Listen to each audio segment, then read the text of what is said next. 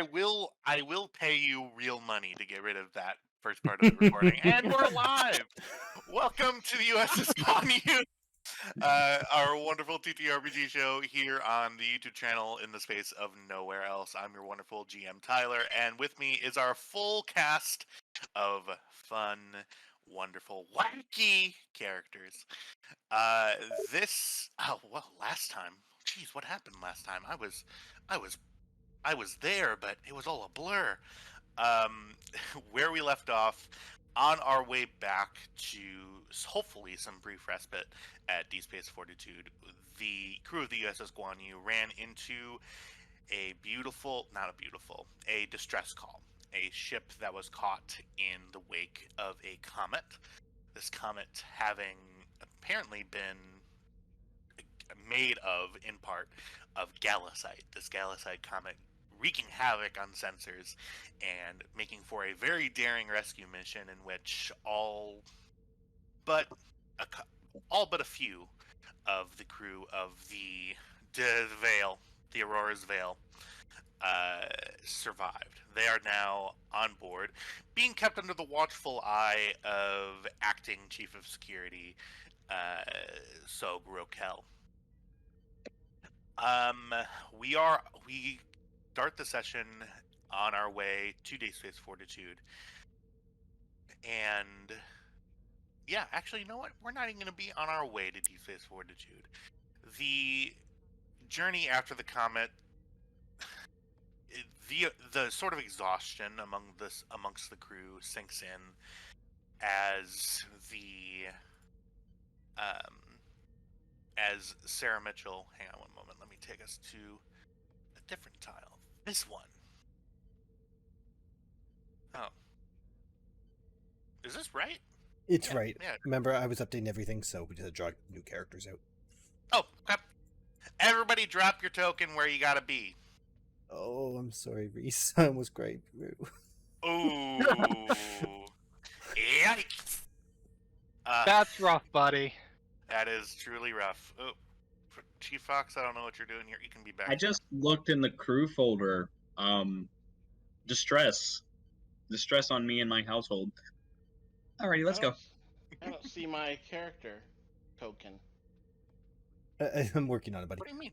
There you go. Oh, Buddy, it's okay. Everything's fine. You're gonna be in the science lab. Fox is gonna be down there with you. Sarah Mitchell turns around in her seat. Hagen, you can feel sort of the need for a soft bed sort of emanating off of Lieutenant Mitchell as she turns around and says, Commander, we are now dropping into DS-Fortitude, and as you fall out of warp... Hold on. Before we do that, I'm gonna go, yellow alert. Let's be better safe than sorry. Yellow alert rings out. Ensign Woodard across the science station, you see automatic diagnostic subroutines go into effect. Shields up, Hagen? Yes, that yellow alert means shields up, weapons off. Okay. Shields go up as we drop in to DS-Fortitude. One moment, everybody.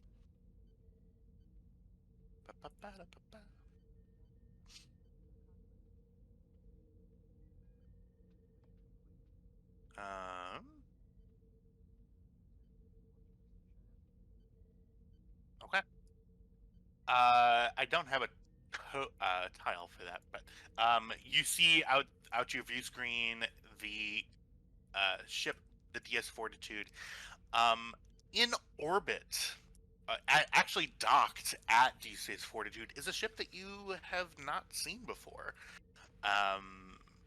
Commander Hagen, you immediately recognize it as a Olympia-style class vessel. Olympia, like the ones with the ball on it? Yeah, so they have the spherical primary hull.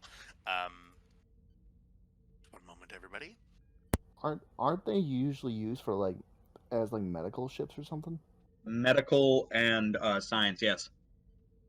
Yeah, so you see that this Olympia style is it? I think it's Olympic, but yeah, the Olympic class starship in front of you, with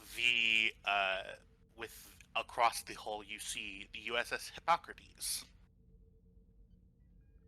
Isn't that my USS ship? Well, my old ship.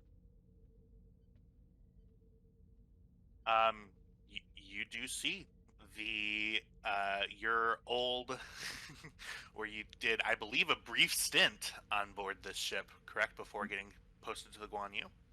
Yeah, it was I cured a viral plague on that ship, and that's what got me the posting. Yeah, you see the USS Hippocrates is docked at DS-Fortitude.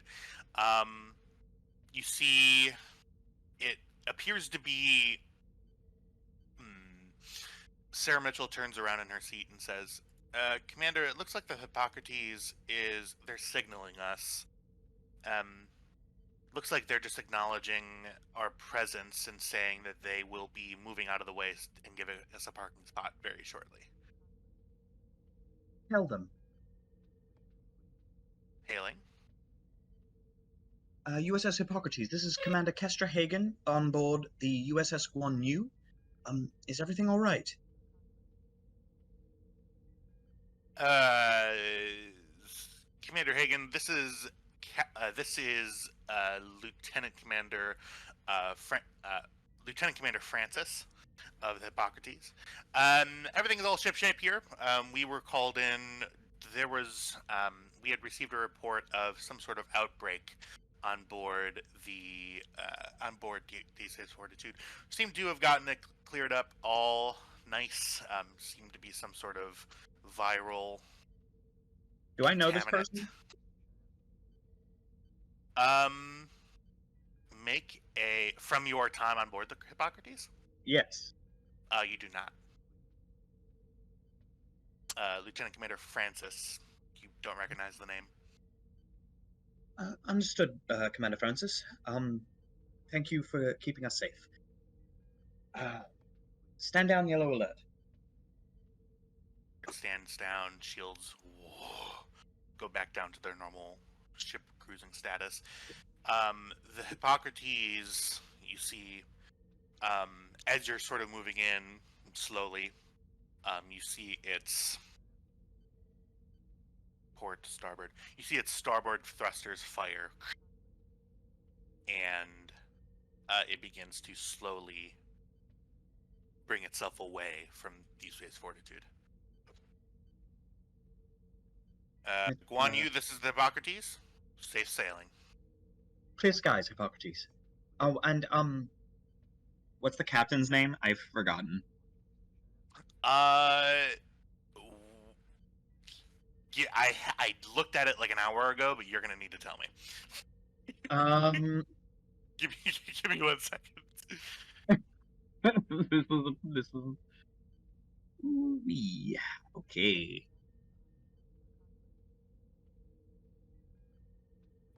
Do we have IKS Nog or Nog with us?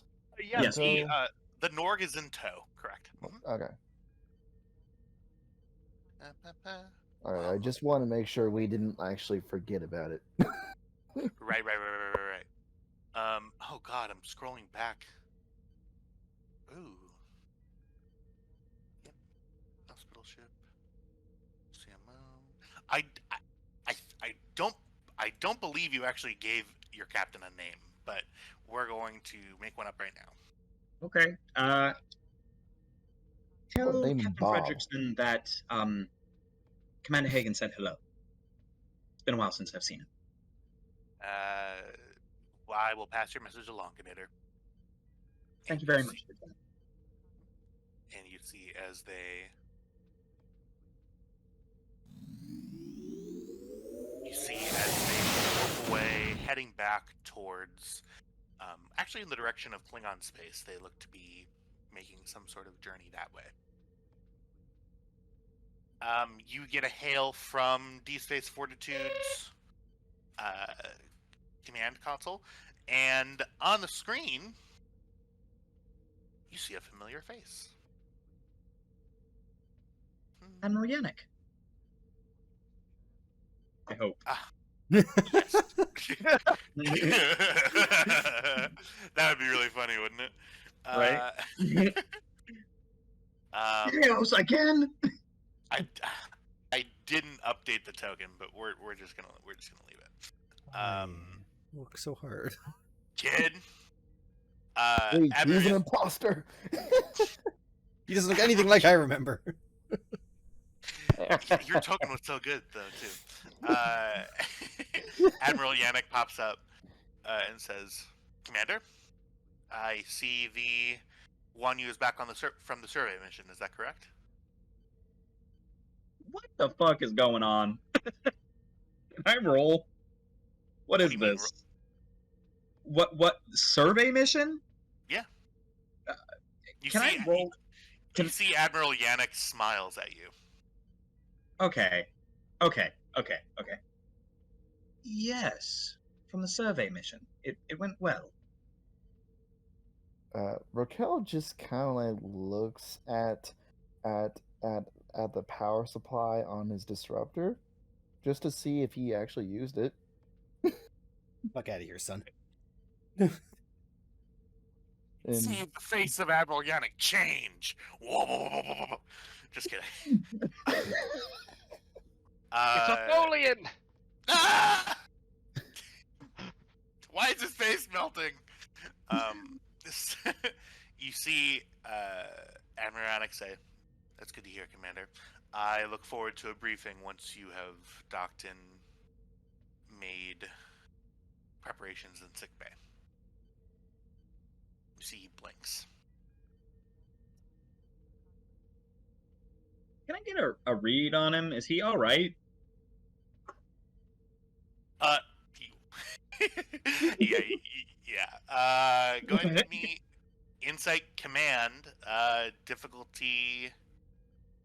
actually, Insight or Reason Command, difficulty 1. Either one? Well, good thing I just changed my reason to presence. I don't know that any of my focuses apply. Yeah, do you have a Starfleet protocol? Anything like that? No, I have bionics, composure, emergency medicine, neurology, surgery, and telepathic prowess. If you choose to use your telepathy, I would allow you to use your telepathy focus. But if you're just trying to get a cold read off of him, I would say Insight or Reason Command. If I use my telepathy, it would only be for like surface level. It wouldn't be a deep scan. I can just try to do the roll for reading his thought, for just kind of like reading what he's saying, because I do have You know Starfleet what? protocol Let me go ahead and make mine, and then you make yours afterwards, since we're both trying to catch a vibe here. Okay.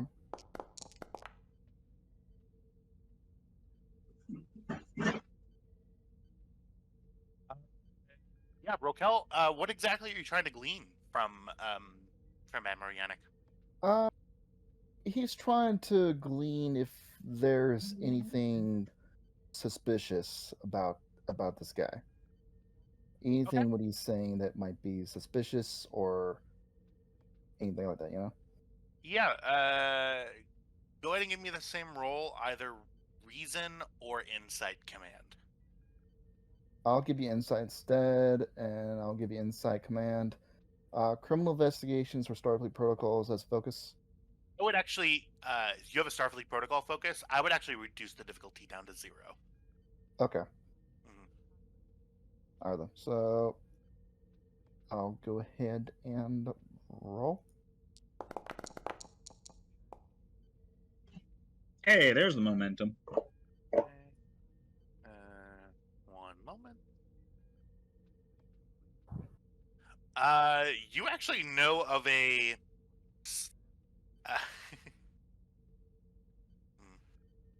Uh, Rokel, you actually know of a slightly outdated but still in use today, um, little bit of Starfleet signal protocol, known as Code 47, which, uh, what? Actually, no, it's not that.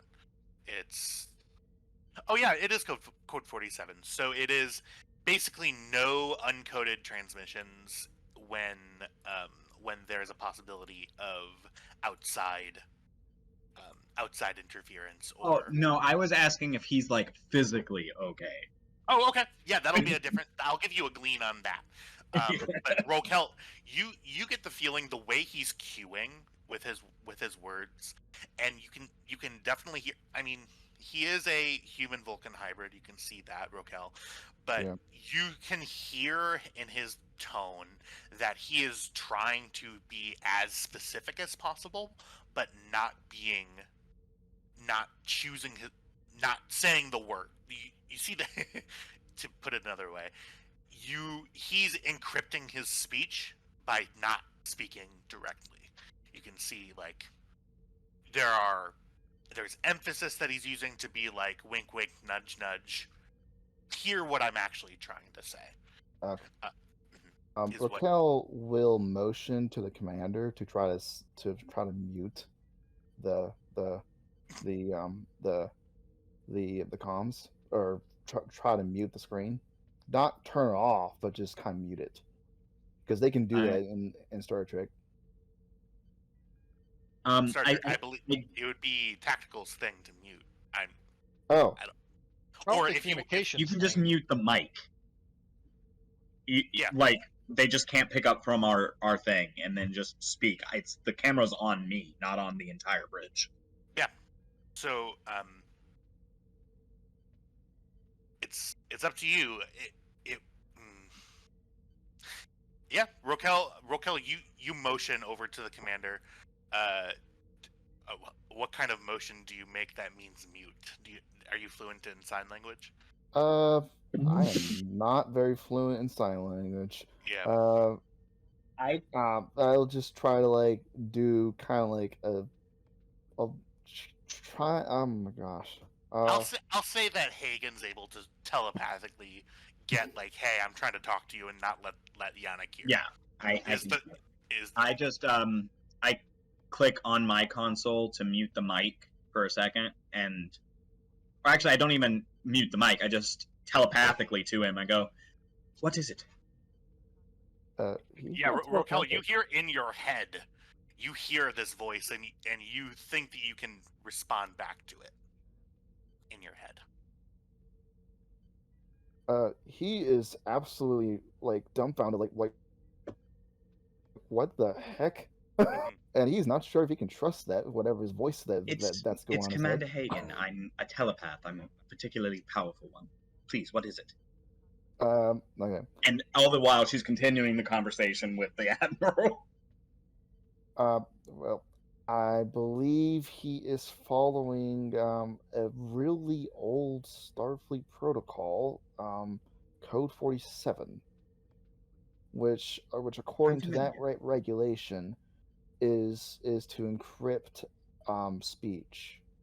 I'm familiar with the regulation. Yes. I think I've got it. Thank you very much, Sobrokel. Hagen, what you get emotionally from him, behind the veneer of his face, you sense he's tired. He's sort of, his shoulders are kind of, you see that he's just sort of sticking out his chest like it normally is, but you see that if he were to relax something, his shoulders would slouch. Kind of stiff upper lip in it. Yeah. Right then. We'll dock momentarily. Oh, also we conducted a rescue. That we will need to have some quarters be made available for a group of Orion traders, I believe would be the best word for them. Okay. Well, I look forward to hearing a report on that, Commander. Yeah, you see he calls off screen to somebody. Mhm. So, yep, ready the refugee quarters on deck 2. Yes, Admiral. You see somebody out in from the window. You can see that they sort of walk past. Okay, Commander. I look forward to seeing from you. Let me know when you are ready to meet. We'll be meeting shortly. Thank you very much, Admiral. Yannick out. I then turn to Mitchell and I go, hail sickbay for the DS-Fortitude and have them prepare to receive 2 patients. No, more. How many people were actually implanted on the Guan Yu? Roll a. I don't think we actually ever determined the number. Go ahead and roll 2d6 for me. I'll also remind you that Kelly put herself into quarantine a week ago. Oh yeah, Kelly's in sickbay. Forgot about that. Thank you for remembering. Uh, yeah. So in total, around 8, around 8 people were implanted who were on board the Guan Yu. The majority of them. Including the captain and Nishizumi? That is not including the captain and Nishizumi. That would be so 10 in total, 8 if you're not counting the people who you're already counting. So a lot of those people are, of an engineering crewman down in engineering. One of the scientists, sort of sprinkling throughout the departments. However, half of those 8 are among the security forces. You know that. Have them prepare to receive 11 occupants for their sickbay and prepare a isolation quarantine for Commander Kelly. Yes, Commander. You see that she begins typing on her LCAR system, and she was writing that communication as with her left hand oh god, everything fell. She's as she pilots, she's sort of using the port thrusters, and you guys sort of and you hear the Very talented. of the docking port. Oh, well, thank you, Commander. You're welcome. She spins around. I sent the communique over to sickbay. I didn't receive an acknowledgement of my message. Whatever they're doing down there, they must be busy. Understood.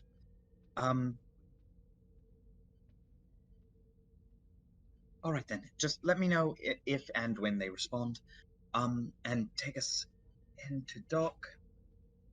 I need to go meet with the Admiral.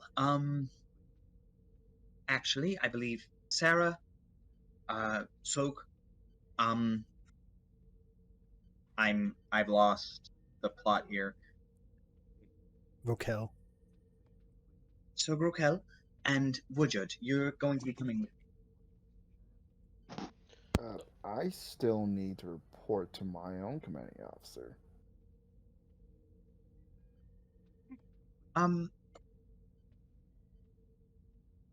Yes, that's true. All right then. Just let us know when you have done that. Please. Understood. Thank you. Let's go. And we're gonna head out. Okay. Just 1 second here for me. Boop, boop, boop, boop.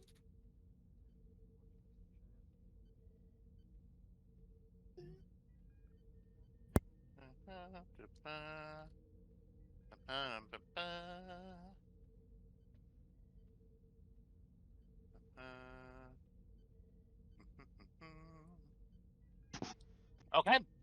So, we're going to be entering into a little bit of.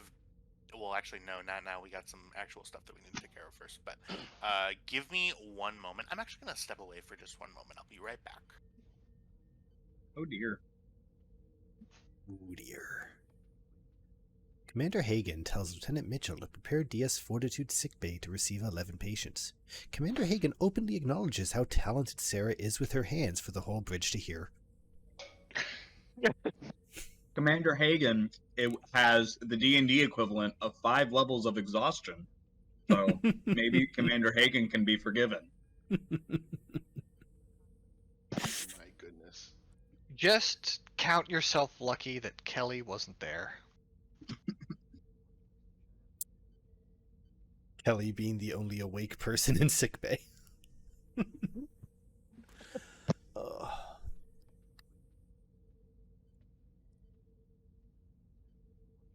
Alright, time to keep track of notes because...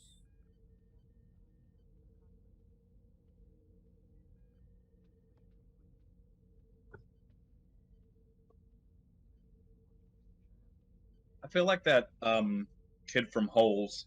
I'm tired of this, Grandpa. Well, that's too damn bad. You keep digging.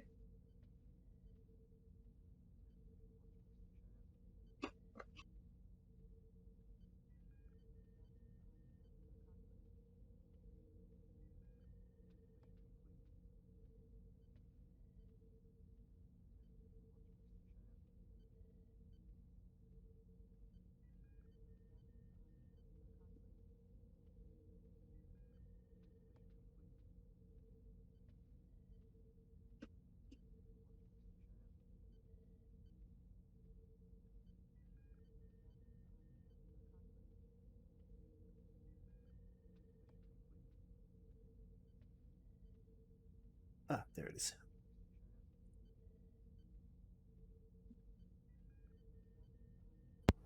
So, how's life, everyone? Yep. I will BRB. I can't complain. I'm going to You're going to what? complain. You're going Understandable. To what? Yep. I'm I just saw trying that. to catch up on, because everyone was rolling their rep at the same time, so I didn't get a chance to catch what everyone did with it. You got a medal. I mean, in my back of my mind, I definitely caught everything. Would you get fucked? Big, A favor. big time. Not even a little bit. The dice were not good to you, and you didn't even do a single bad thing, right? No. That's okay. Next It- time. That's just crazy because I did a bad thing, but yet I still got a pretty decent roll. I even raised my rep too. Yeah. I mean, you just, it's more than a 50% chance that it's going to be a good roll. But no. So it's really interesting mechanically when we talk about rep rolls. We'll get to the session in a second, but with rep rolls, the rolling aspect of it is making it so I don't have to know exactly what's going on with Starfleet as a whole organization. Because it's not just one person that you're reporting to who's determining your rep, it's the entirety of Starfleet Command that's doing it, or sciences or medical or whatever. Once something becomes that abstract, it's hard for a GM to make rulings on it, which is why there are rules. That makes perfect sense. Yeah. Okay. For an officer to get a medal, the commanding officer has to nominate them. Then the division of Starfleet Command that is in charge of that has to review it, make a vote on it, return that. It's too much for one person to do. Hello? Salute. I'm just saying, Were you it's, gone? it's more than one person could normally do, but Okay, so I think thank you for everybody for your patience. I spilled something really badly and I needed to clean it up. And that thing was soup. Oh, did you so- spill it on your Oh. computer? Really hope you did not do that. No, I did spill it on and around my cock and balls, if you wanted to just know that. Though. I didn't Well- need to know the details. It just I did now, oh no, almost it's the same hottest it's exact- ever been. I did almost the same. Aw. Oh. Hey. And likely the wettest. I'm not participating in this anymore. Oh, Look, look. ladies and Anyway. gentlemen, we apologize for what you have just witnessed. Do the same thing on I do- Thursday. So It's always dicey dropping the first cock in like a normal situation and setting. That was the second one right there. So well, I've made it more awkward. Anyways, so we're gonna go heading up to Admiral Yannick's office. Oh, for fuck's sake! It's gonna happen on every page. I'll take care of Lord. Oh my god, I'm so sorry. Oh. Kelly. You will You just never play be the game. I'll forgiven. take care of tokens. Okay. It's not Kelly, because Kelly's in isolation, so it's everybody else. I'm currently over in trying to speak. I'm trying to speak to my commanding officer, so I don't believe Raquel will be there. Yeah, he's not there. I'm just bringing everyone out because I had to delete everything. So anytime he goes to a new screen, I'm going to be doing this. Don't you worry about it. Carry on. You don't need me. People are moving stuff and my camera's moving. Oh, right. Yeah, you walk. Commander Here Hagen, be a you moment. walk. Okay. Done. Commander Hagen, you Uh-huh. walk with Mitchell. Yeah, she was part of the Okay. mission. So you walk with Hagen, you walk with Woodyard and Lieutenant Mitchell up through the decks of DS-Fortitude. You walk through the docking area where you guys escaped previously. The state that you left it, there were plasma marks across the walls. There was bloodstains from any number of things. There's other damage that should have occurred during the battle. Mhm. You walk through and none of that is anywhere. See, as you walk by a wall, actually, you take a double take at it, and a wall that you know for a fact got The Jack shot returns. by a Dominion plasma rifle. Uh-huh. You see, there's fresh paint on it. Do not like this wow, section they clean up 31. fast around here. I just want to put up a good front. I would bet my entire career that regular Starfleet had very little to do with this. Let's go. Continue walking. As you continue walking through into sort of the promenade area, you see that the bar section is currently closed and under renovation. As you're walking through, you see the Ferengi. The Ferengi. Yes, the Ferengi. I believe The he has Ferengi a bartender? name. Yeah, he does absolutely have a name that I gave him. Quimp. Quimp. Forgot. His name is Quimp? Yeah, I don't believe you guys had ever asked, but his name is. Oh, is no, in we'd fact asked. Quimp. Yeah. I've got him on the I list. don't remember. I think I'd remember Quimp. You don't remember Quimp? I've got him on it. I got him on the Guan, the shifts. I've got him everywhere. He's fine. Quimp sort of sees you walking past, gives you sort of a smarmy little wave, and goes back through sort of the grates that are blocking off the bar area, and you see a couple of people sort of as you're walking past through a little see-through portion of the where normally like blast doors would close off when it's closed. You see something's open, and you see through there that people are setting up chairs and tables and stuff. As you continue walking by, you head to the central sort of elevator system. You walk into ops.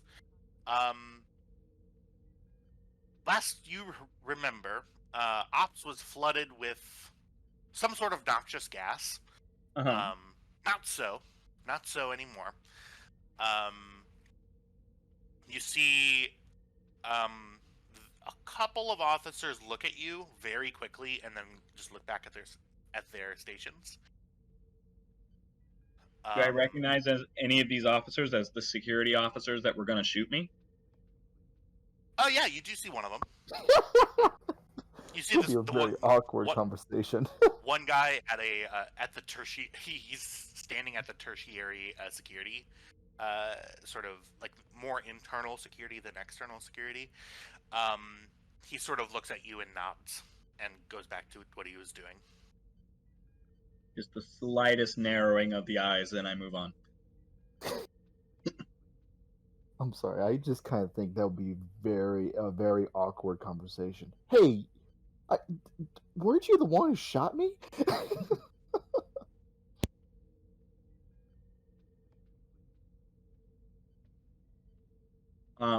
But yeah, head over to the Admiral's office. Second, I'm so sorry. It's a video game, wasn't it?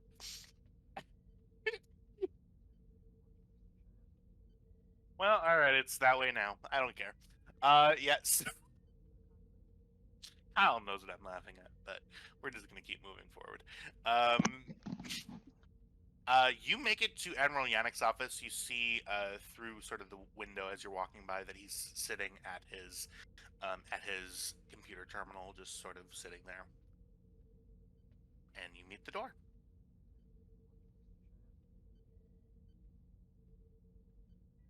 The door looks great. I hit the doorbell. Yeah, come in. I walk in. Sitting in front of you is Admiral Yannick. Admiral Yannick, sort of behind his computer desk there, is sort of rubbing his eyes. Doctor. Yes, you brought... yes. Ensign Woodyard, right? Yes, and this is Lieutenant. Yes, sir.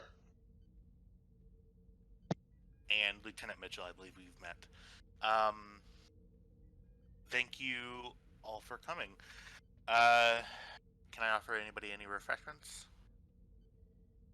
Anything that doesn't have honey. No honey? I'm sorry, are you allergic to the replicator honey?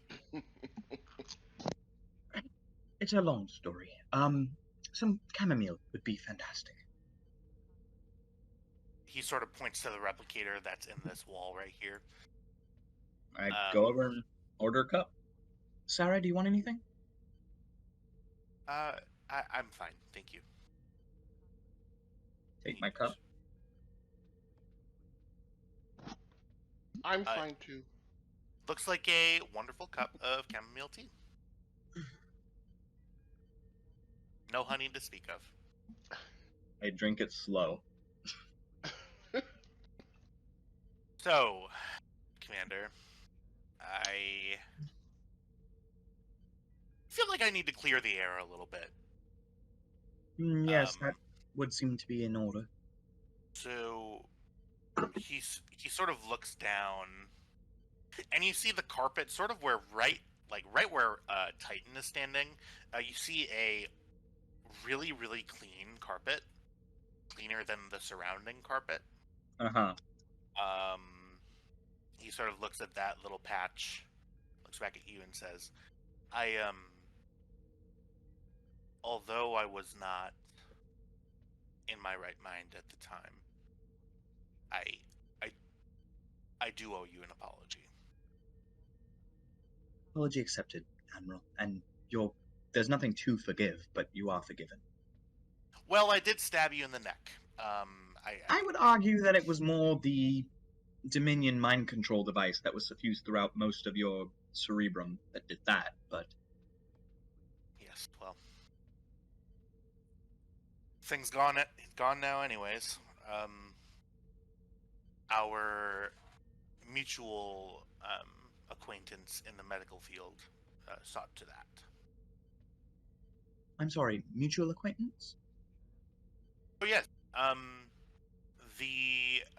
mean, you saw that Hippocrates was docked, correct? Is Dr. Grix here? I believe Dr. Grix was one of the medical staff who was dropped off. Working as a supplementary to, I believe Captain Fredrickson is in sick pay right now, actually. Oh, well, I'll have to stop by. And right, I need to give you a debrief. How much are you aware of, so I know where to begin? I have very little memory of the time that you were gone, mostly because I was in stasis.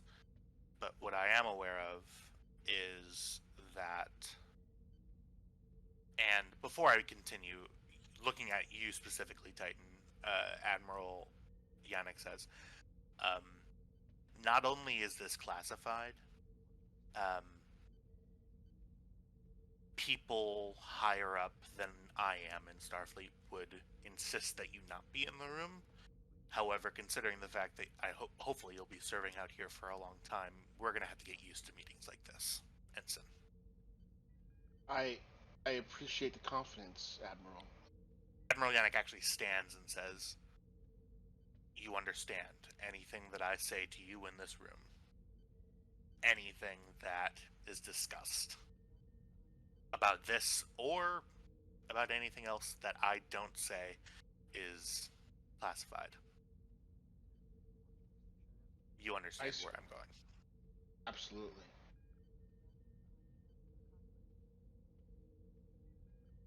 He sits back down. I just realized this thing on the wall is a piece of a Cardassian cruiser that's been blown up. That's great. Look, I don't make them.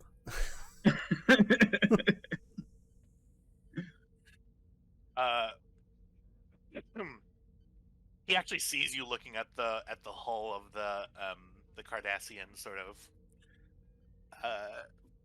bulkhead. That was a gift. I did not destroy that ship. One of my relatives did. Quite a gift. It is. I agree. Now, thank you so much for bringing back the Klingon vessel in one piece. I do have to tell you that when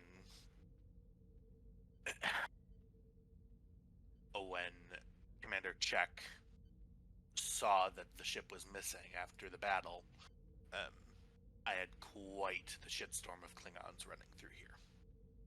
Now that they will have their ship returned to them, all safe and sound, I can put that matter to rest. Them feel better. Their ship did do gloriously in combat and bested an entire starbase. Yes. Remind me to have a great conversation with Commander Kelly. I think me and Kelly need to sort of get together and work together and maybe make this more of a security based station instead of having an open door policy. But To be fair, I don't believe anyone but Kelly could have done that. Well, the fact that there is one person who could, anyway. I digress, but he continues and tells you, he fills you in, basically. Mm-hmm. After the Klingon ship left, there was a period of time in which they were,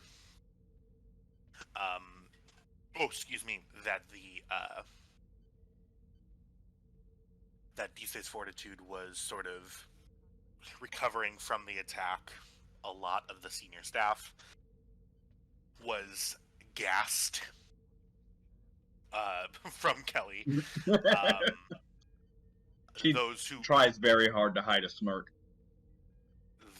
the ones he goes on to tell you that the ones who the ones who came from the gas went down to sickbay. All of those people were implanted, and he lets you know that a good 50 to 60% of the people who were serving on board the starbase were implanted with the Dominion mind bug, as they've been calling it. Oh my. Who is this? Who is who? This. What is this? No, The there's a person token there. behind- The person right next to him. The captain. Who's the captain?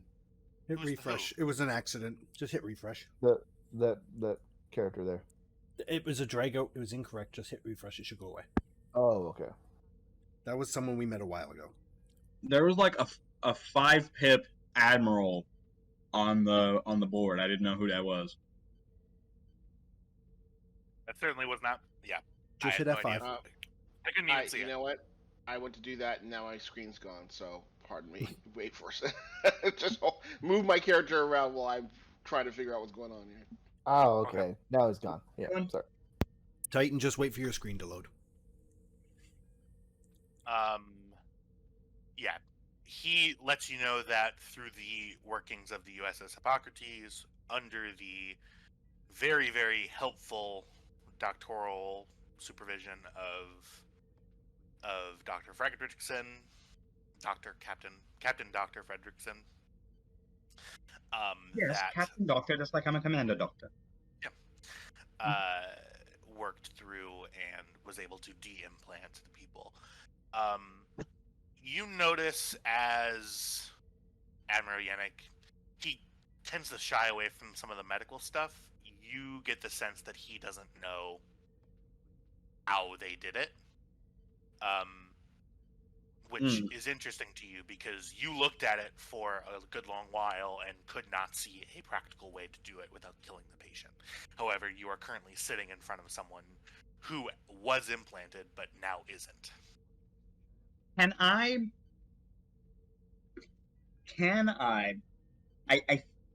don't think, I can't remember exactly what happened when I was trying to figure that out. Was it like I succeeded on the roll, but the task would have been too difficult? When you did the scan to try to determine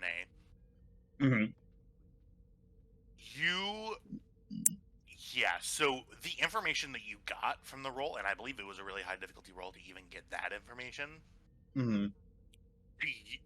according to your skills and what you had at your disposal at that time, even the attempt would be, I mean, the amount of systems that were connected to that bug were such that, I mean, when you're talking about neural shock, you're talking about...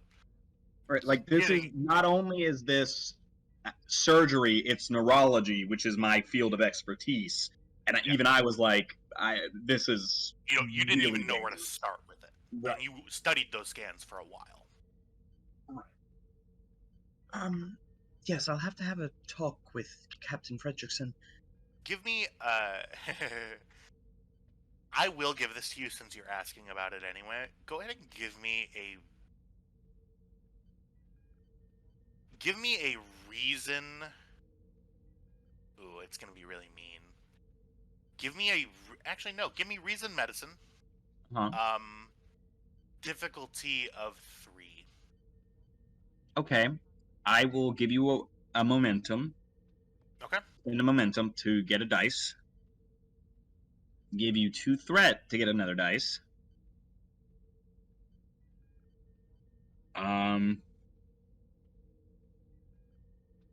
Neurology as a focus.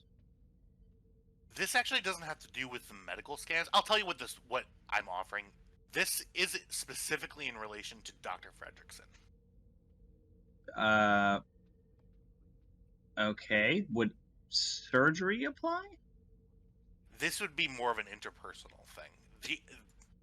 Okay. The one thing I am not good at. Let's go. Yeah. I'm giving it medicine because Dr. Fredrickson is a doctor who you've worked with closely. Yeah. Okay, you get it. Let me re-roll that 19, because I don't like it. Okay. You get a momentum back. The Dr. Fredrickson that you know, he's old, and not just old by your standards. He's a pretty old guy. He was in his mid to late 80s, which isn't. That's not like like today's mid to late 80s. If I get rolled into an operating room and the guy who's operating on me or the girl that's operating on me is in their mid to late 80s, I'm gonna actually talk to someone. Now, like in Star Trek time, that's well within life It's like expectancy. 50s. Yeah, it could be like what 50s are now. So he's getting up there. But we're not gonna wait. 110 is gonna be like, oh, okay, maybe we should start slowing down. Right. But he was not on the cutting edge. He was always bog standard medicine.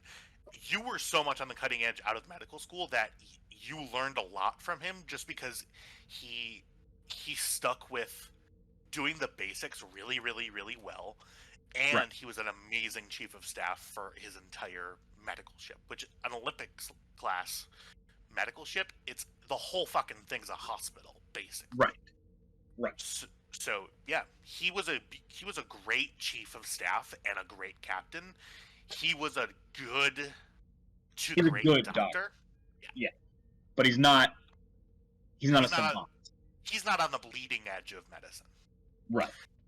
So to you, under no circumstances would Fredrickson even touch this. Right. No, he would run screaming for the hills looking at the scans that I looked at. Yeah. And you're certain it was Fredrickson that did this? Yes, Doctor. He showed me. I know we've been sort of on a Dominion kick, so we did blood tests. He wasn't anything. He had the proper credentials. He was able to quote things on his life. I mean, we've kicked up our security. It was definitely Fredrickson. That's not the. I mean, it's good to know, but when I worked for Fredrickson, he's a good doctor. I'm better, and I couldn't even get near this. This was so far out on the bleeding edge of technology that I'm not entirely certain anyone in the Alpha Beta quadrants has seen anything close to it.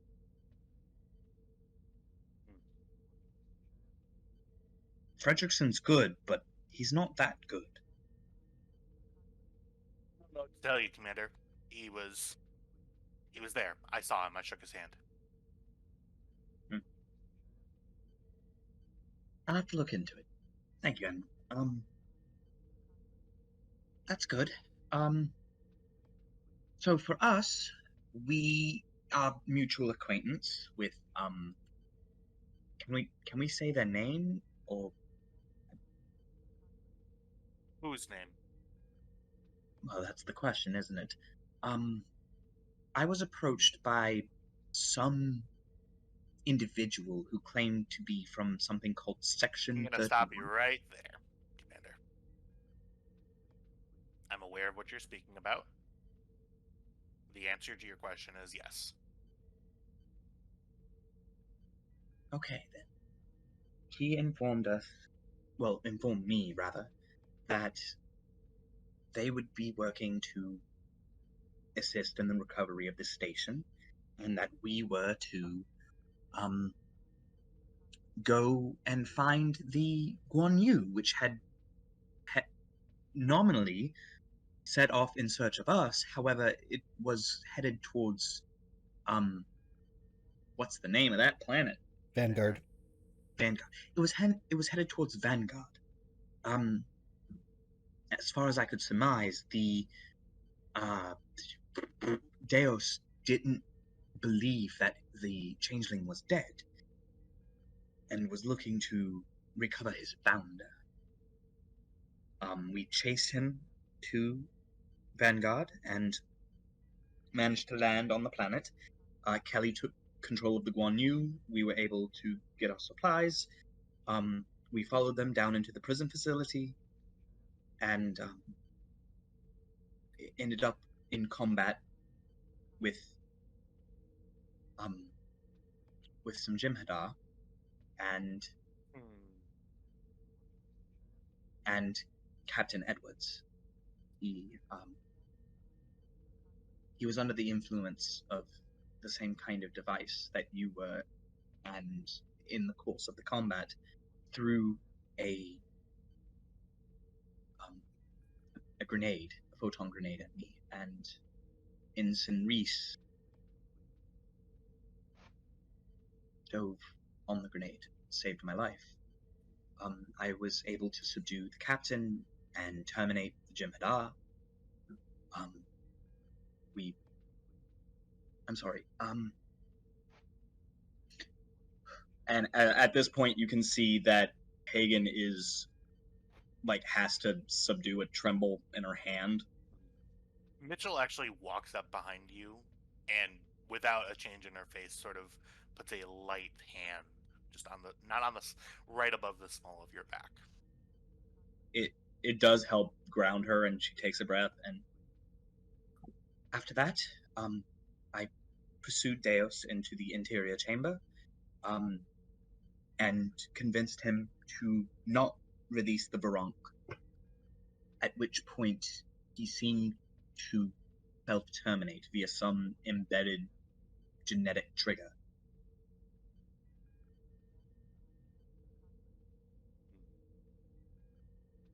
So he's dead? Yes. Did you detect any founder presence still on Vanguard? No. The founder was completely eradicated. And the Varank are still imprisoned on the planet? As far as we are aware, yes. He was only there for minutes before we were.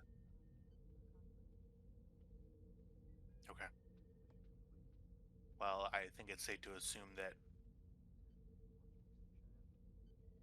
I don't think this matter is over. I think this isn't the last that we're going to be seeing of them trying to gain access to that facility. If I had the ships and the manpower, I would set someone to patrol in that area, but I believe there was, correct me if I'm wrong, has the minefield been deployed around Deep Space Nine already? No. Yeah, actually. Oh. Around the wormhole, rather. Yep. Is one thing. Yeah, that was at the very start of the Dominion War. Yeah. Oh, right. I believe that the crew of Deep Space Nine developed a self-replicating mine to mine the wormhole. Perhaps we could use a similar technology to enshroud the planet Vanguard. It's a good idea. We would need some sort of installation there in order to ensure that the mines stay, or we would need some resources to be attached to that. I'll bring it up at the next command meeting. Unfortunately, well, not unfortunately, resources are currently being diverted elsewhere to the front. We are not doing well out there. Latest estimates is that every major engagement that we've had with the Dominion have been nothing but failures.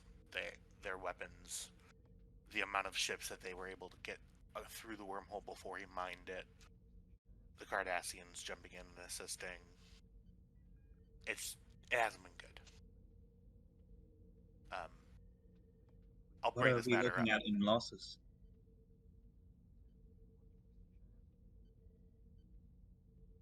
Losses in ships or in people? Ships?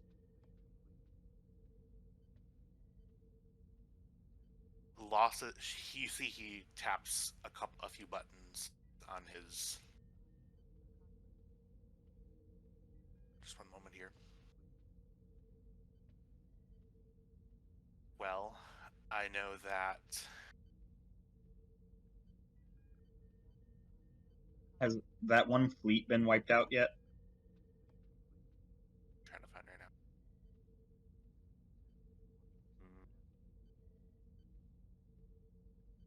Yeah. You see, he hands you a report.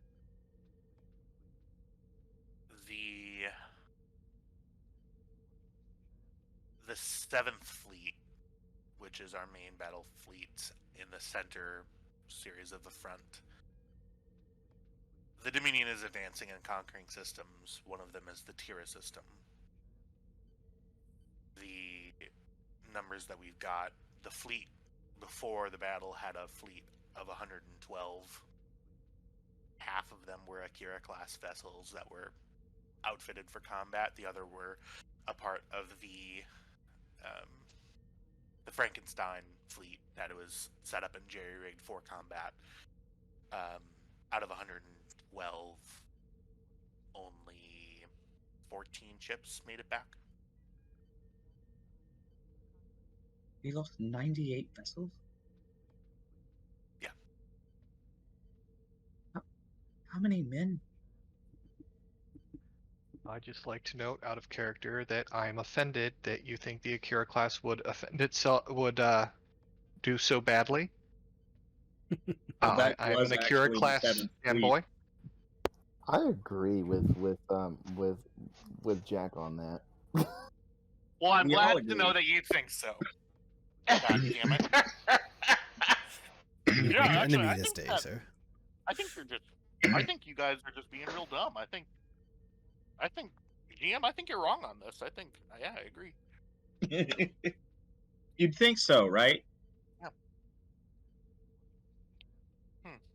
You're saying that the Akira class is just nothing more than just a piece of junk? No, No, the Akira it's class great. is very good. That's the point. They were all of them were destroyed. Okay, but it's a piece of junk because it did not do its job in destroying the Dominion. Yeah. You're Sorry. telling me it's a piece of junk. How dare Piece you of junk. Worf affect the Akira? Sure, yeah. How dare you, sir? Everything that I'm saying is true. Anyways,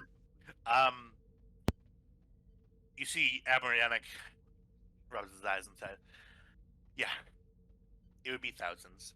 I have been ordered to hold this as a potential front in the war. We seem to have stopped the Dominion advance as of late. I think the air around Kestra's head starts to vibrate a little bit. Because she's looking at these stats in just pure horror. Yeah.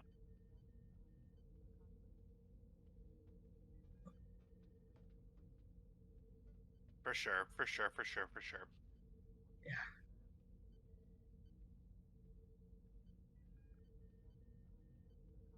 I don't know.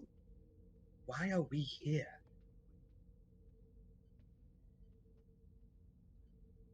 Why I aren't we? think the answer to your question lies in where I'm sitting right now. It's clear that the Dominion has some sort of interest here. It's by no means on a huge scale, but you and the Guan Yu are in the place that they need to be.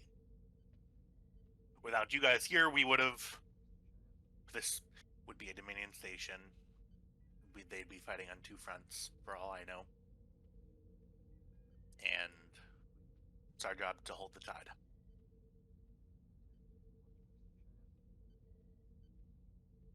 So, you see Admiral Yannick hands you orders. Now, I know that the previous attempt at respite kind of went sideways. However, given the fact that your captain is currently implanted, as well as your chief helms officer, and the fact that you all need to get some rest, we will be getting some upgrades on the Guan Yu, specifically in terms of some more defensive capabilities. Shipyards have been experimenting with point defense systems. We'll be implementing those. And we may be giving some more improvements to your armor. That being said, you may be called to duty at a 12-hour notice, but I do not plan on doing it unless there is truly a fleet coming down on us. It has become clear to me that you all need mandatory rest, and that'll be for the next 2 weeks. For the following 2 weeks, I have something a little bit more special planned. But for now... Admiral? Yeah? One request. Sure. No more shooting at things for a while, please. I will make you as big of a promise as I can, and that is to say, I will not actively tell you to shoot anything unless I need to. Understood. Thank you. My pleasure. You want to make that request in the middle of a war? We're not on the front line. So this is a war going on, my dude.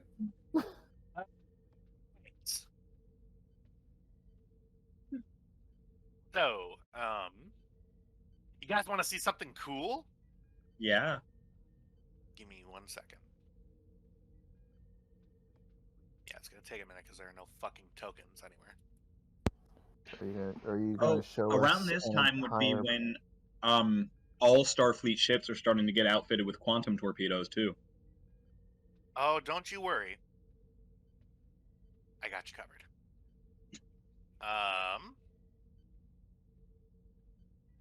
Are you going to fill like an entire swimming pool made of honey? Yeah, yep, have a that's swim in it? exactly what it's going to be.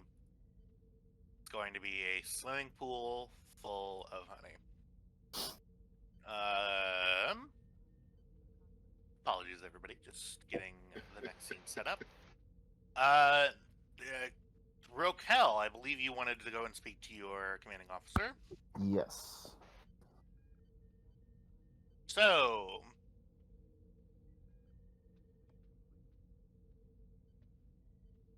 Because he's not part of the chain of command that Hagen and the rest of the Guan Yu's crews that's part of.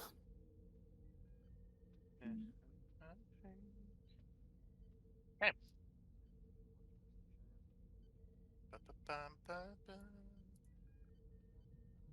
Okay. So, dragging us over.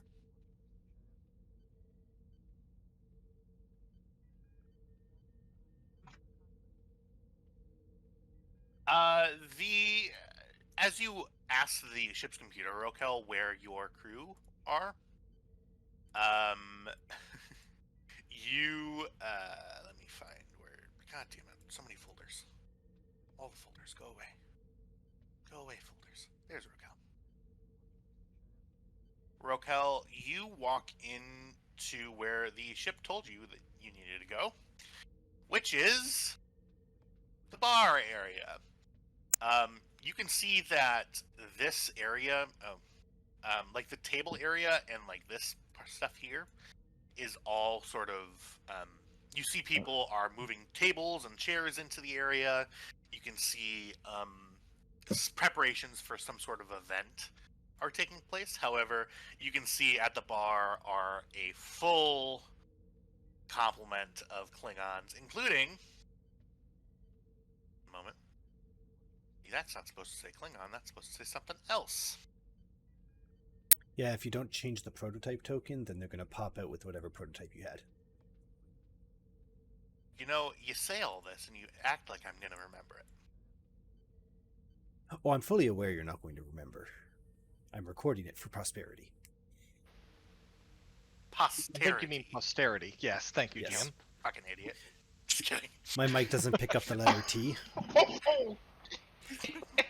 There you go. Fucking idiot. You fucking moron. Cheeky little bastard, man. Yeah. I've had enough. I'm rebelling against the system. Rage against the machine. Anyways, Fuck yeah, the give big it to the old token people. you see is your commanding officer, whose name is Commander Check, son of Graal. Rokel. Yeah. Raquel just does just kind of like a nod to Quimp and goes over to check and does the Klingons do have like some kind of salute, so I think it's like what, just like an arm across the chest or something. Yeah. Yeah, something. As you like walk that. in, Quimp looks at you and says, "Oh, great. The 8th Klingon to grace my wonderful bar. Let me guess, blood wine?" He just looks at Quimp He looks right back at you. and then he just say, actually, no. Give me Darjeeling tea, please. Wow, variety. And Quimp walks over, brings over a tray of Darjeeling tea. A set normally comes with 2 glasses. He puts it right on the table right here. Check sort of accepts your salute and says, "Well, have you... I see you've returned with my ship." I apologize, Captain. Your apologies mean nothing to me. Sit. Understood, Captain. I just thought you would like to know I took on an entire platoon of Dominion Geminar single-handedly. Make a presence command roll, because I don't think that's true. That's not. Presence command opposed. I mean, That is perfectly true from the perspective that Starfleet is useless. From a certain point of view. Alright, proud and honorable, or glory to the Emperor. You're quoting a value on this? Yeah. Alright. Proud and honorable? That doesn't work. You're lying. Or glory to the Emperor. Actually, Hey. no. So I'm gonna go on Sog Raquel's side here. Klingons embellish. It makes for a better story. They don't They lie. do. Exactly. They're Culturally, known to do Klingons that. lie. That is not dishonorable to embellish a combat story. Yeah, I think Worf is the only Klingon who does not lie, right? Right. like he said to Guinan, Klingons don't laugh, and Guinan went, yes they do.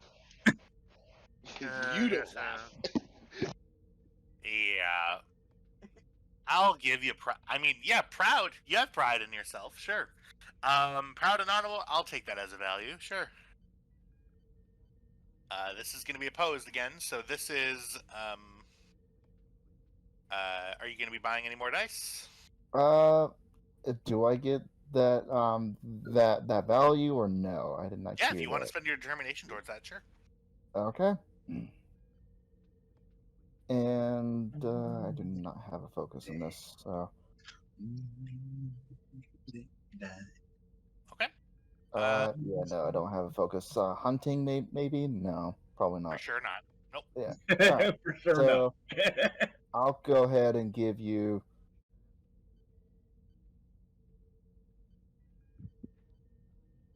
All right, you know what? I'll go ahead and give you threat for 5 dice. Why not? Holy shit. Alright. Send those right back. And yeah, I'm gonna roll 5 dice. Okay. And you know what? I'm gonna. I don't have a value that applies here, unfortunately. Okay. Go ahead and make your roll. Oh wait. Oh, you know what? I probably should have not rolled that 5 because Yeah. Yeah, you're gonna need to reroll that.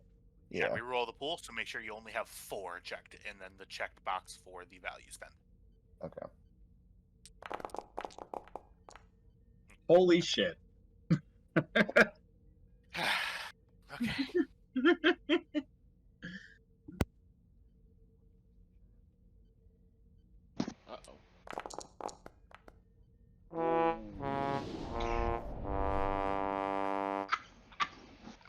Never take that out, please. That's the greatest. I can't ever take it out because it's just too funny for you guys. It's great.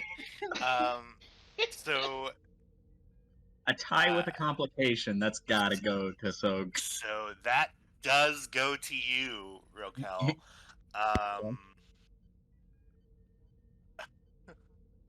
His complication is he's not taking it as boasting. He genuinely believes you, I think. He looks at you and goes, perfect. he looks at you, Rokel, and goes, well, I mean, you sure showed those Dominion Pataks, huh? And he goes to headbutt you. Do you accept the headbutt? Of course, we're Klingons. Okay. I'm purchased one more additional. Alright. Yeah, I'll roll. How many challenge dice is that? It's 4? Okay. 4 challenge dice worth of 4. Boop. Oh! Dear God. You have resistance, though. It's fine. And plus, I also do have Brock Hole, Yeah, which is so- a non-lethal one, so yeah. Yes, you take 2 stress. Okay. Uh, I he- do have armor too. Does that help or no? Yeah. So that would since this is non-lethal because he's not trying to hurt you, your resistance for non-lethal attacks is 4.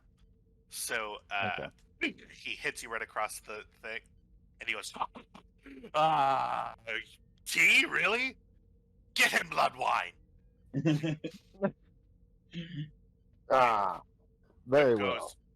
goes, okay. Anybody need anything else? Yes, more blood wine. More blood wine, please. Give me blood wine, Frankie. The guy at the end goes, Ractogino. You're not getting a Ractogino. He just hands out another round of blood wine. And you see Commander Check holds up his glass and says, to the IKS Norg and its temporary commander. You can see that he's well in his cups. He's drunk for a Klingon, which is saying something. And he says, and to Rokel, and they all go, and they slam down their blood wine. You see this guy at the end who is kind of like the equivalent of an ensign. His head is against the bar. He's drooling and he's asleep after he takes it. Okay. You see, Starts snoring like a chainsaw. Just yeah, full like would probably be like told like, hey, here's a CPAP machine. That kind of snoring. The Klingon next to him broken his nose like 30 times. Yeah, the Klingon next to him elbows him in the face, and he just takes the hit and is still asleep, still snoring. That's how his nose got broken 30 times. Yeah, he keeps falling asleep, and people keep hitting his nose to wake him up. Rokel, is there anything else that you wanted to tell your commander? No, he's just going to basically have fun drinking with Okay. him and the crew. Are you trying to keep up with the commander? I'm sorry, who? Are you trying to keep up with your commander, with Commander Check, Um, in terms of drinking? yeah, he'll catch up with him. Okay, you take 4 just glasses to of blood figure out wine and just what's going on. go ahead and give me a fitness. I'll say fitness security because you're drinking like a Klingon. Fitness Alright. security, and I'll say difficulty of 2. All right. Do I have a focus in this? Because he's Klingon, maybe. Do you have a drinking focus? Oh no, I don't. He has the we're trait trying to- Klingon.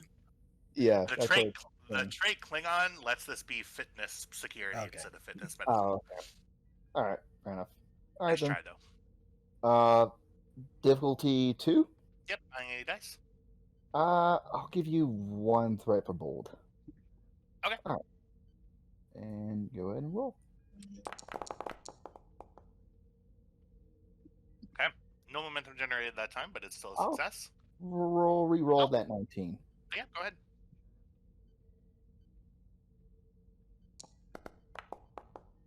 Hey. Wonderful. Have some red. Yes, I do have some red pepper flakes. Awesome.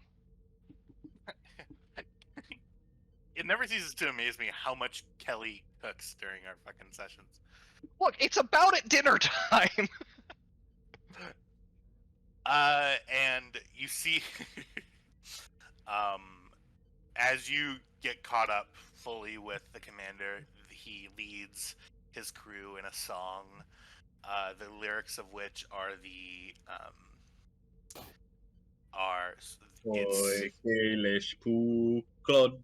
that's a war. That's a battle. That's a battle That's song. a battle song.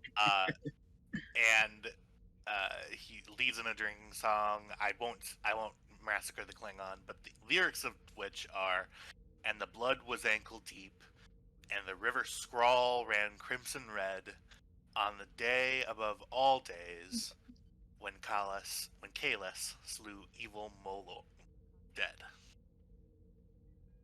And sort of, but you guys sing this until pretty late, when the rest of the Klingons are sort of moping their way back to the room. Quimp cleans up some of the vomit. Klingons! He's screaming as he's, and the scene ends with you and Commander Czech sharing a great drink and sharing a song. So Grakel, on your character sheet, and for free because I'm a nice guy, I will allow you to add a favor with Commander Czech. Okay, cool. Just to make up for all the times that you got favors with people and then I killed them. Well, that was on Nishizumi, but Yeah, thank you though. Yeah, you're welcome. Alas, poor Czech. We knew him briefly. Yep. Yep, you drank with him, now he's gonna fucking die. You're welcome. So, the day, yeah, where else are we gonna go? Hagen, what are you trying to do? You see Lieutenant Mitchell looks at you and says, I'm gonna get to bed. I need to just sleep off this month. I'm going to follow you, and then after we've slept off this month, I don't know what we're going to do, but it's going to be nothing involving work.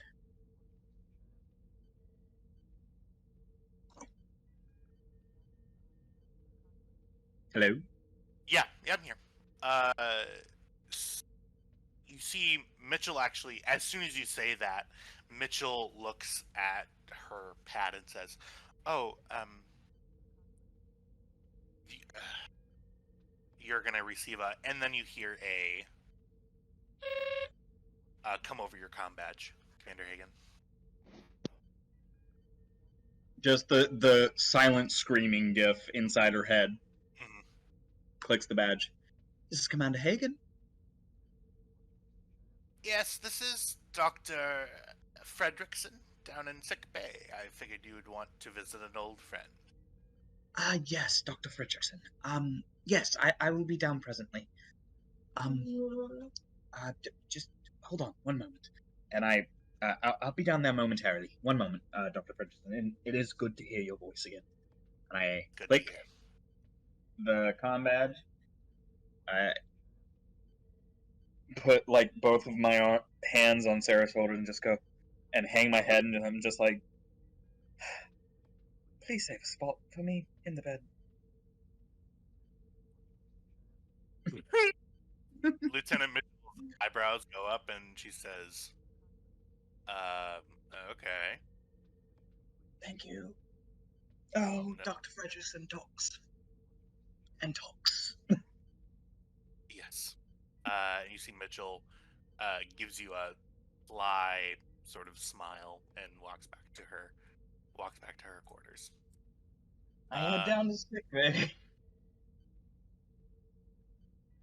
Ugh. Kyle, don't text me shit like that. It was not meant to be the way you took it. Oh, okay. Zero context. Get your mind out of the gutter, sir. Yeah, sorry about that. Sorry, I'm setting up the next scene here.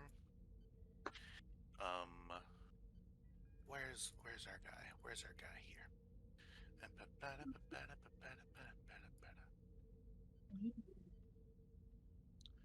We're going to do this, and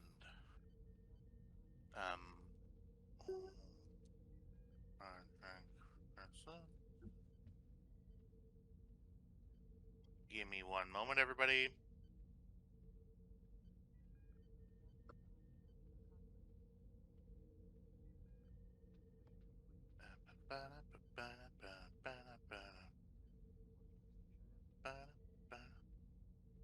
Ah, yes. We will do. Yeah. Okay. We're just gonna use. Just use one use. Yeah, I'm gonna use. Well, I'm just trying to find a token, and I'm trying to figure out the best way to do this. There's the. Oh yeah, there was your. Sorry, everybody. I am not as prepared as I definitely should be for this. I had all day. You had You 2 made weeks. those What's your base- excuse? 1 week. What? Oh no, 2 weeks. You're right. Oh, for fuck's sake. You made those general like Delta tokens, right? Somewhere. I did. I handed them to you. Where you put them, I do not know. Of Okay. course, implying that I, as a DM, have never completely improvised a session after 3 or 4 weeks. Just put out a ghost token. You'll be fine. Yeah. Okay. Okay, cool. Unknown assailant. Jesus Christ, let's change that name. I even pinned the message. I know, I see it, but You put out a ghost, I'll throw a random token on it when you're talking. I got it. Okay. Boop, boop. Oh, I'm missing 1 token. And you're asleep. You walk in and you see Commander Kelly. You see Commander Hagen walk in. You've been receiving some excellent medical care from Dr. Fredrickson. Dr. Fredrickson, you is a sort of a smaller, not frail, but just small, old man-bodied man. Sort of, Yeah. very neat, sort of backwards cut, white hair, just a tiny little bit of stubble that hasn't been shaved off. Sort of old skew. Thank you. That's perfect. Blue, sort of blue underalls, and then sort of that turquoise blue jacket underneath it with a Starfleet medical delta on his chest. Go up and give him a hug. Commander. Dr. Fredrickson, it is so good to see you. How are you out here? Well, I received a urgent communication from someone up in Starfleet Command. I was on our way to the front. We have many hospital ships working now, some of them out of Olympic classes, some of them are Galaxy classes that have been converted into hospital ships. We were on our way to the Klingon front when I received an emergency diversion, was brought here, and, we've been taking care of this Dominion bug problem that you have going on. And he smiles at you. Yes, and I wanted to ask about that. How did you manage to extract the device from the brain? I puzzled over that for hours. Well, I actually knew that you would talk about that. If you wanted to step into my office. And you see he points to your Immediate office. read. What is this, Dr. Fredrickson? Telepathy? Yeah, you've fucked me too many times, Gil. Dr. Fredrickson, you were able to read like a piece of paper with the writing on it. Right. Dr. Fredrickson has a completely shut off mind. Nothing coming in, nothing coming out. Hey, Dr. Fredrickson, give her a pick up on her bedside manner classes as well. She could use that. Who are you? She was always one of the one of the more bleeding edge students that I had. Commander Kelly, I believe that upon looking at your scans, I see that your Borg nanotubes, they appear to have originated from where they normally do on a Borg drone. I don't detect, I mean, looking at the scans of the SS Guan Yu from the engineering department, it seems to be, there seems to be no Borg infiltration. It may have been a, Kyle, correct me if I'm wrong on that.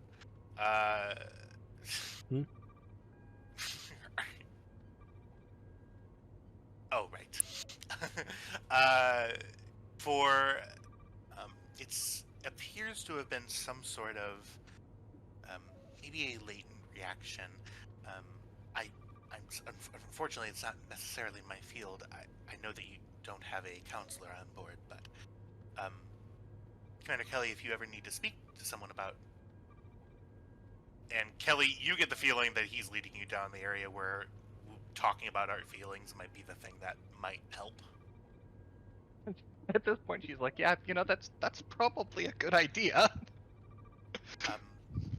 I will make sure to put in an urgent request with Starfleet Medical to have a permanent counselor be stationed on board. But for now, I know that you've been given a mandatory shore leave and no duty session for these next couple of weeks. I see no reason why you need to be quarantined anymore. Well, Dr. Fredrickson, thank you so much. He walks forward and shakes your hand. She shakes his. Thank you. If you feel any discomfort from the nanotubules more than you're already feeling, or if you have any other questions, I'm going to be here for maybe another 1 or 2 days, and then I'm taking a shuttle to meet up with the Olympic. With the Hippocrates. All right. So, Well, thank you. She already has a piece of Pocky in hand that she's munching on. oh, and we do have, I want to give you a replicator file. I know that you have been sourcing some interesting snacks, but we do have stimulants that just do provide the proper amount of glucose that without the necessary requirement of eating, if that is something that you would be interested in. Thank you, but I can't guarantee I'll use it. I love seeing their faces when I just pull out candy and start munching on it. Yes, I've noticed some of the nurses get quite up in arms about it. Normally this is a no-food zone. And she knows that. Munch, munch, munch, munch. Eye contact. Munch, munch, munch. Kelly, don't you have somewhere to be? Actually, considering on mandatory leave, no, I don't. Kelly, you have somewhere to be. I would suggest bed rest in your quarters, Commander.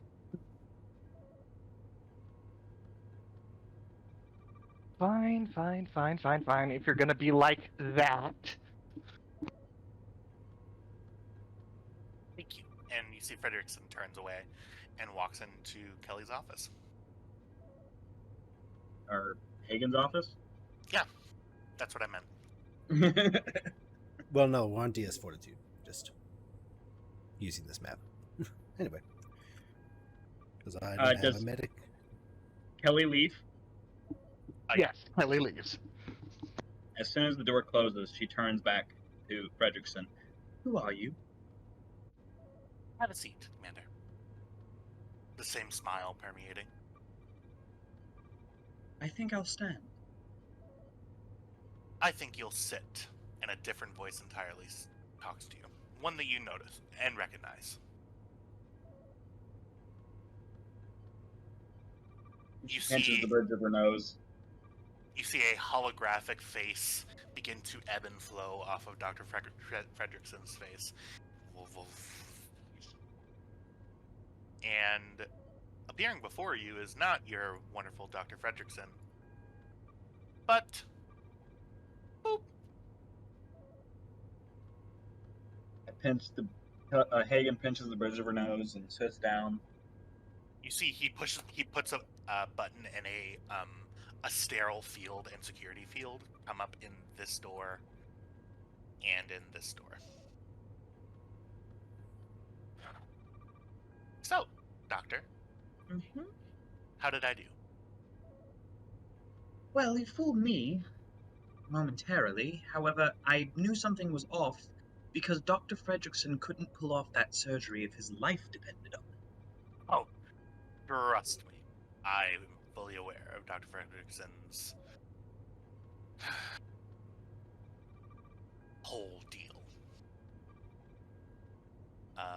However, and let's just say I have information that you have not yet found when it comes to medical advances of this particular nature. Seeing as how this appears to be a problem that may recur, perhaps I could be made aware of those advances?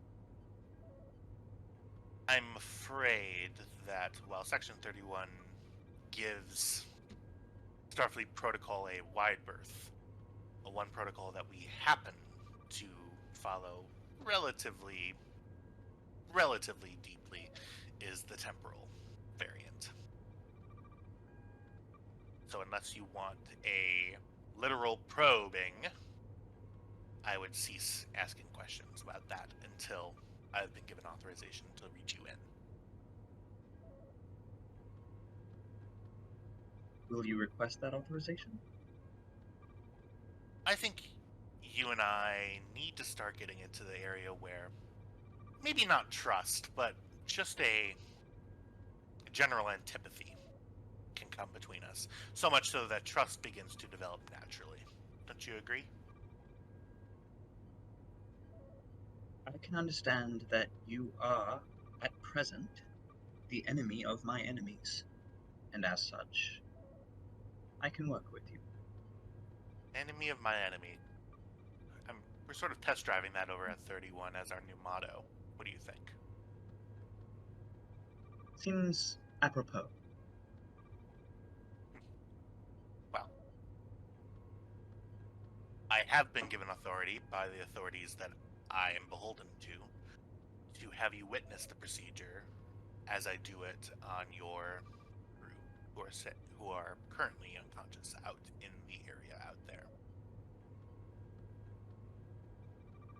But not assist.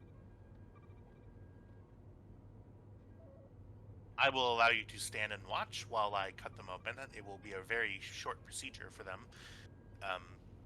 It doesn't take that long. Just requires a rerouting of their bioneural processes for a short instance, freezing them down to a very low temperature, moving their entire nervous system out of phase with the rest of the galaxy, removing the implant, and then bringing it back into phase.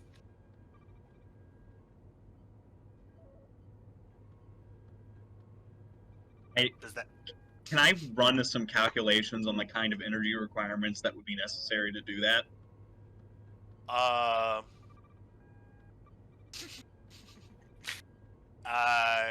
You certainly can. It's going to take you a while.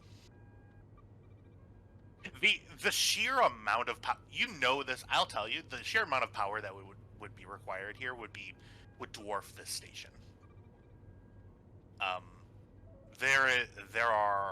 There's unknowns on both sides of the equal sign for you. Using that information, that kind of power requirement, and the understanding that he said that this is like a handheld device that he can use,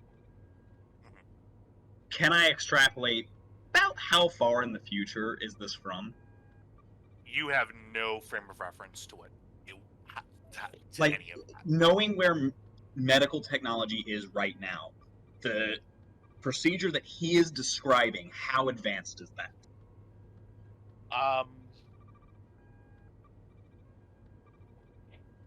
The thing about medical innovation is it's constant. It's constantly evolving. Right. But there are innovations that will speed up processes, and there are temporal events that will slow down the process of medical innovation. Given what you know, the very least 3 to 4 centuries minimum. And you also don't know if this is of this galaxy, remember. Right. So very far outside of your frame of reference. So none of this has played across her face. She's just did the mental math on this for a second and responds, Yeah. Temporal Prime Directive. Temporal Prime Directive, Doctor. Understood. Great.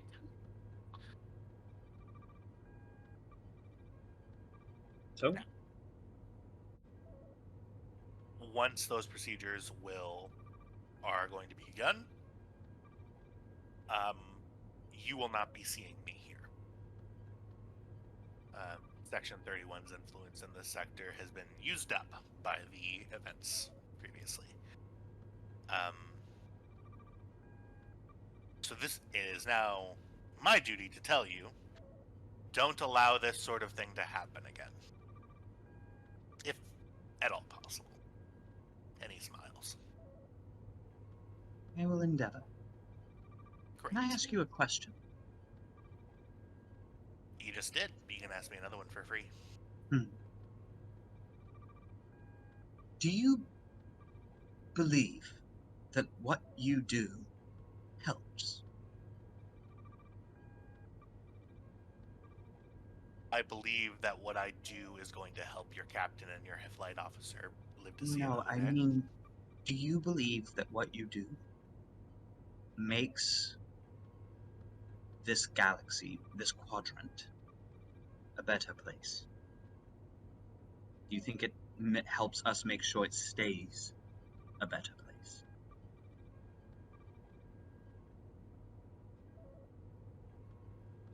All that I do for the Federation. While I may be a grotesque figure to you, think about all of the periods of time where things have gone exactly the right way. That is just the thing, Sloan. I had my perspective altered recently. Anything that can be done to limit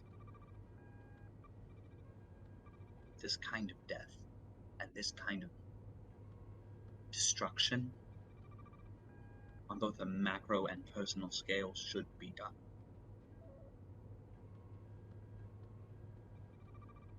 I'm tired of watching my friends get hurt.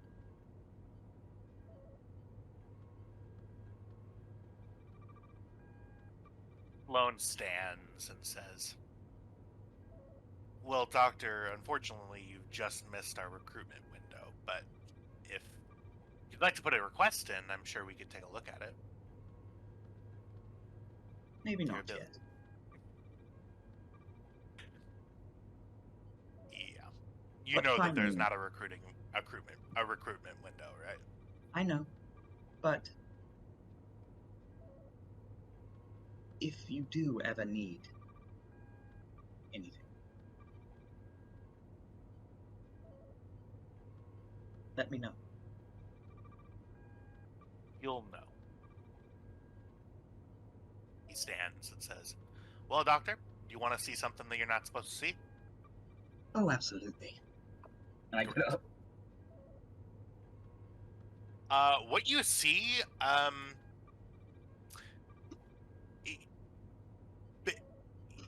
to give you a frame of reference to just the one event that's wild to you, his hand phases. His hand turns see-through. It's translucent. Reaches in to Edwards' brain, full Neo style. Wraps a hand around, and in the span of maybe 10 minutes, a full, just sort of outward structure of this implant comes out. He compresses it in his hands and throws it into an incinerator, like a medical waste area. Walks over, does the exact same thing to Lieutenant Nishizumi. What are requirements on this? Much more than I can than I can tell you. Yeah. Anyways, takes off his gloves, brushes off his hand. He's still wearing that sort of blue medical garb. His hands sort of go through the hologram, whoa, whoa, whoa, and he brushes off what he's wearing underneath the hologram. They'll be awake in about 20 minutes or so. Commander? Thank you. Sincerely. He holds out a hand to you. Shake it. As you go to shake it, he vanishes. What a dick. you hear a laugh as he sort of, a disembodied laugh as he is vanished from the room. You know, I love and hate Section 31. Me too! They're just dicks! Yeah, and they don't need to be. Like, realistically, they shouldn't be that shitty. Especially to other Starfleet officers. I mean, like, Right. Starfleet officers, I mean, we're on the same side. Yeah.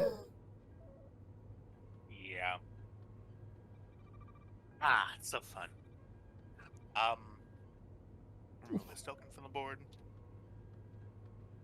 After a moment, Captain Edwards.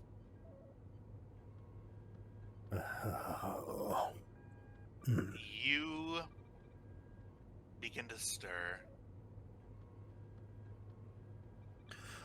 You've been replaying and replaying and replaying that bomb exploding. Captain. What? Oh, God. Kestra.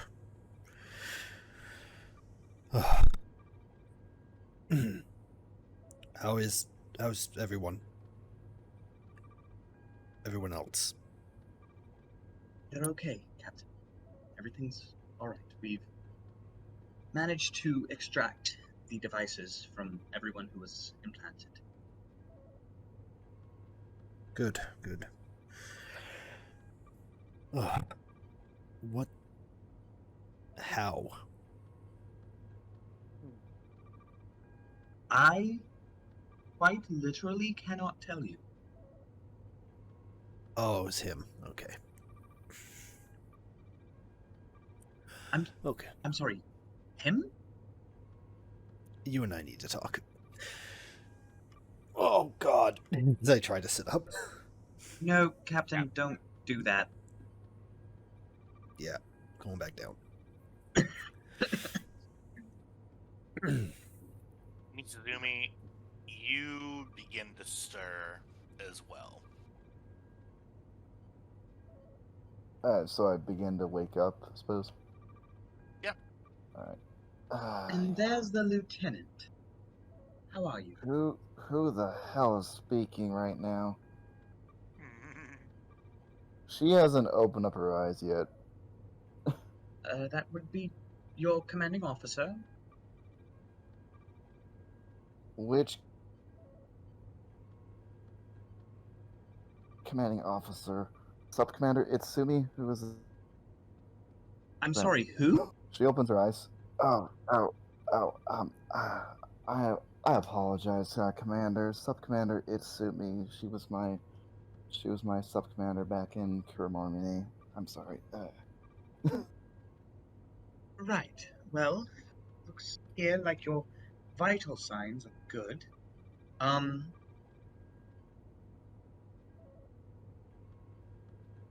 We currently have control of the station and the Guan. Everything is all right. We have been remanded to at least 2 weeks of rest, barring any future galaxy-ending events. Well, that's good to hear that the bloody Dominion are gone. Wait, I'm sorry. Out of character. Does my character even know that? Here's what your character knows. You know that you've not been under your own control since up until right about now. You know that the orders that you were given, that the actions that you were taking were being, like, you were being ordered to do and controlled to do those things by Deos. You know about, you saw the Jemadar. You weren't able to do anything, but you saw them through your own eyes. You're aware of that the Dominion was behind it, or that Okay. Deus was behind it at the very least. Okay. Please tell me you put every single one of those Dominion for fucking scoundrels. Please tell me you put every single one of them under the treads of a mouse tank.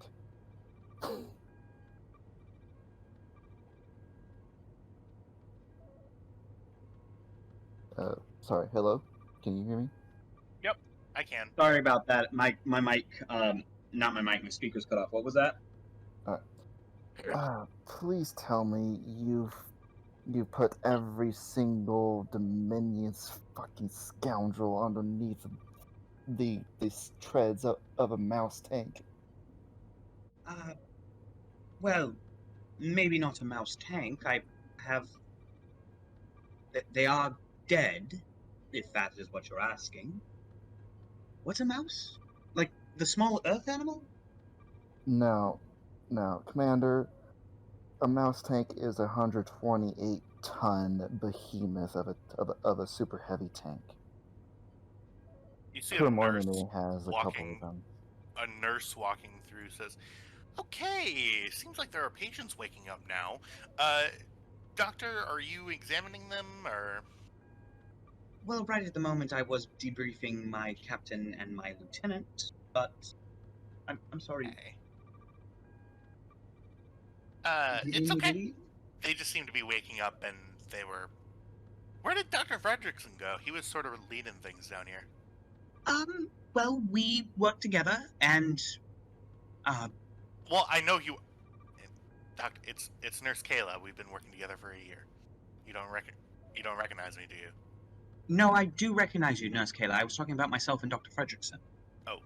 We work together to relieve the captain and the lieutenant of the plague that they had contracted. Right. Yeah. The bug. The bug, yes. And he said that he needed to go back to his ship. Well, his ship took off an hour. This is. I And assume you he's see, part of she trouble. sort of trails off, and she sort of shakes her head and she goes, "Oh, right. Yeah, that makes sense.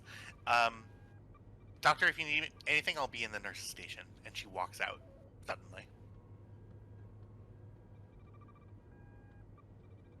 I don't know what people do and don't know, so that's a problem. Assume they know nothing. I think she's gonna be silent.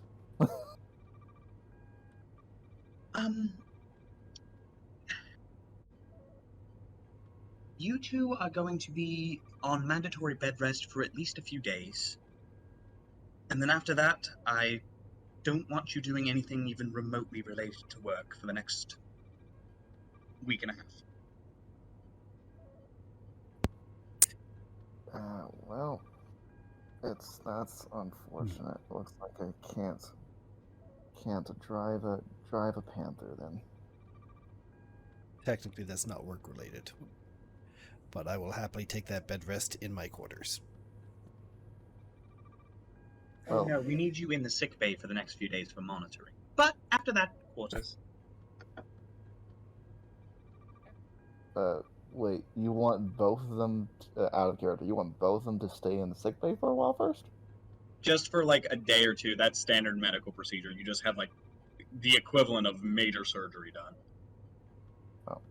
It'd be You like think you need you to- had brain surgery and the hospital's like, all right, leave. Ah, okay. Yeah, not she'll happening. she'll just kind of like just sit there, like just sit there in the and on the Yes, I'm not doctor. sure what they're called in Star Trek. Are they called in beds in Star Trek? The medical Yeah. ones? They're biobeds. Yeah.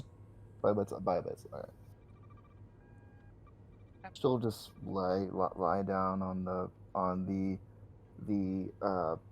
bio bed with one of her hands just kind of like massaging the temples of her head.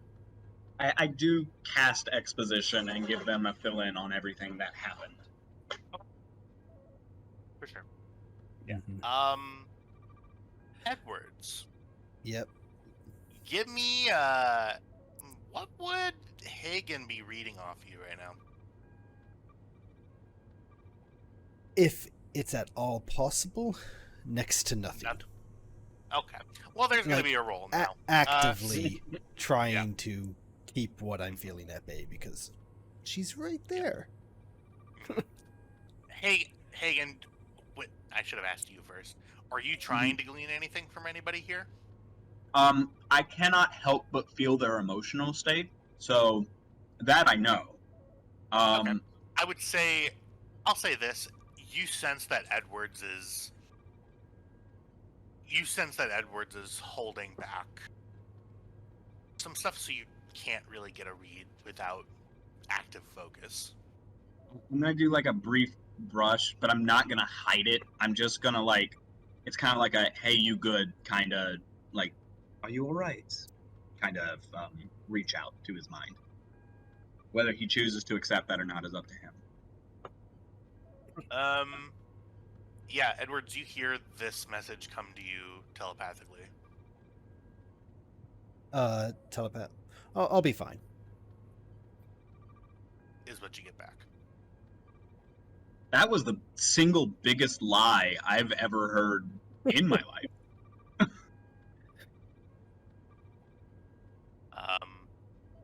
The only way you can determine that for sure is to ask him outright or to delve deeper.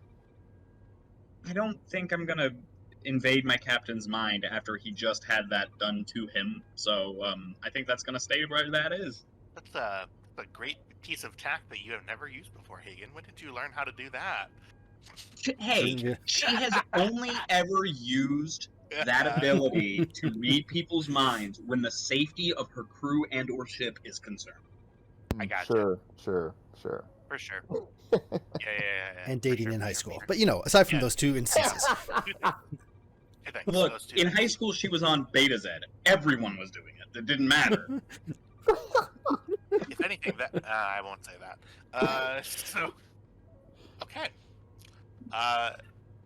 Hagen, you get back to your quarters. Lay down with Mitchell. Mitchell just sort of says, "Can we just not talk? I just want to sleep. I just want to sleep." Yes, I'm right there with you. And you and fall I asleep. Fall asleep. Okay, so couple of days go by. Edwards, you receive a. Actually, no. Wait a second. There's a thing. Give me 2 seconds. On Mississippi. It's a figure of speech. Eat a dick.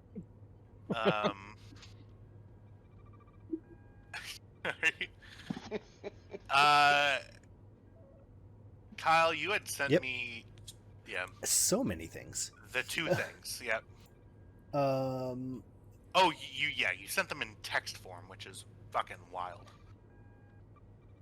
You gotta be more specific. What The- specific thing are we looking for? The letter and Yeah. the Okay, yeah. the That'll other come letter. up if needed. Okay. Obviously, the first one's not needed. The second one is what I would be doing once I'm released from sickbay. Yeah. We'll say that both you and Nishizumi get released from sickbay under the watchful eye of Dr. Hagen. Edwards, what would you like to do? So, definitely listening to the doctor's orders. Edwards is not working in his quarters at his desk with a number of pads in front of him. For sure. 2 seconds, let me get to your quarters. Very specifically, not listening to his doctor. Because what I said was nothing even remotely related to work. Beautiful music. Turn that way the fuck down. Forget that. And is that you playing it? No, God, no. Okay. Why did I think that? We can stop that. My game is still loading. My thing is still loading. It's an acoustic guitar version of Green Hills from Sonic the Hedgehog. Oh, that sounds awesome. Jesus Christ. Sorry, here, it should be bringing everybody along. Yep, I'm there. I would like to actually hear that, by the way. Oh, these are the old tokens. Oh, well, I dragged everybody back to sickbay. You're welcome. Excellent. Good job. Fucking stupid. I'm going to have to refresh my page. For some reason, it won't load. Ah, it's so loud. Okay. Okay.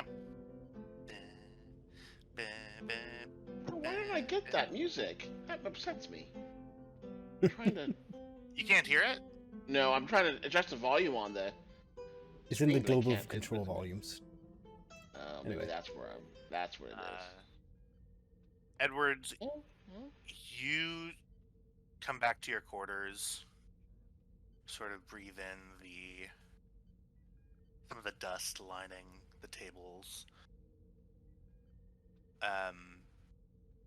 You were around Hagen a lot in sickbay. Yep. She sort of acts like a mother.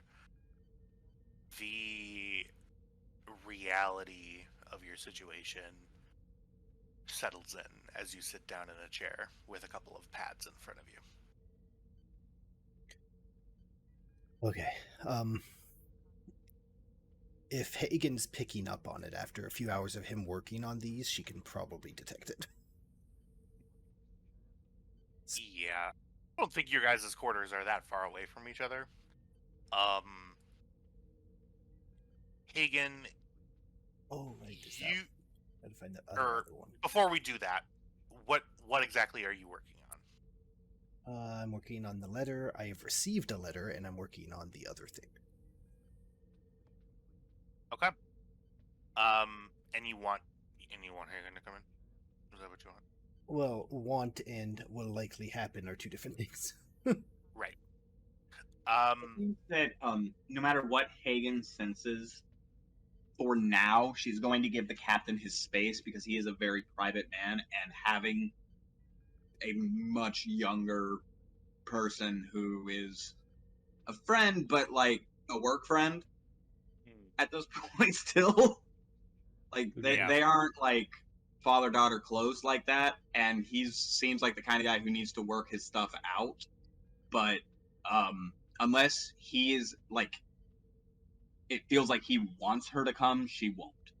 I think you, and Edwards, correct me if I'm wrong, but I think you sense, well, number one, after a few hours of you just hanging out in your quarters with Mitchell is sort of reading, trying to busy herself. She's playing on a simulator.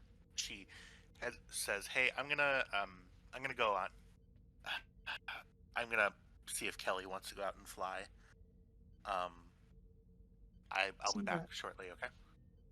Before you go, Yeah. Are you all right?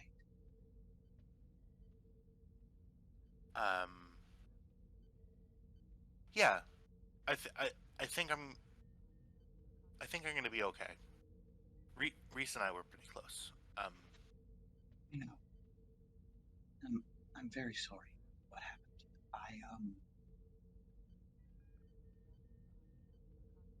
I'm sorry. It's okay. Yeah, I'm gonna go in and see if I can find Kelly. And she walks out the room. Hagen, around this time, I would say it's later in the afternoon. You begin to sense. I mean, you know what Edwards' feelings normally feel like. Normally, it's somewhat lackadaisical, but at the same time professional, more and more professional as he gets more and more experience in the captain's chair.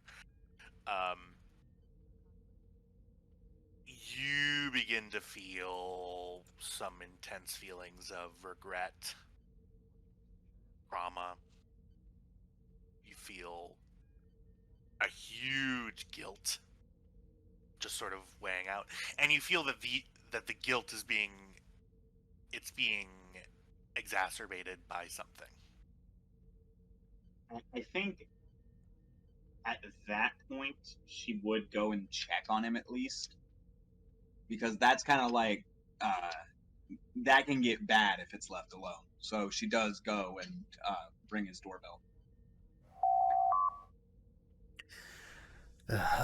Enter. I walk in. How does he look? Hey, look, Edwards. Like Well, shit. Yeah, you see him hiding a few pads, and he looks like shit. His clean-shaven head isn't nearly as clean-shaven as it once was. Looks like Tom Segura 5 Doctor. years ago. Yeah. And what brings you at this late hour? Oh God, when is it? Computer, what time is it? The time is 1800 hours. Afternoon. What brings you by this afternoon?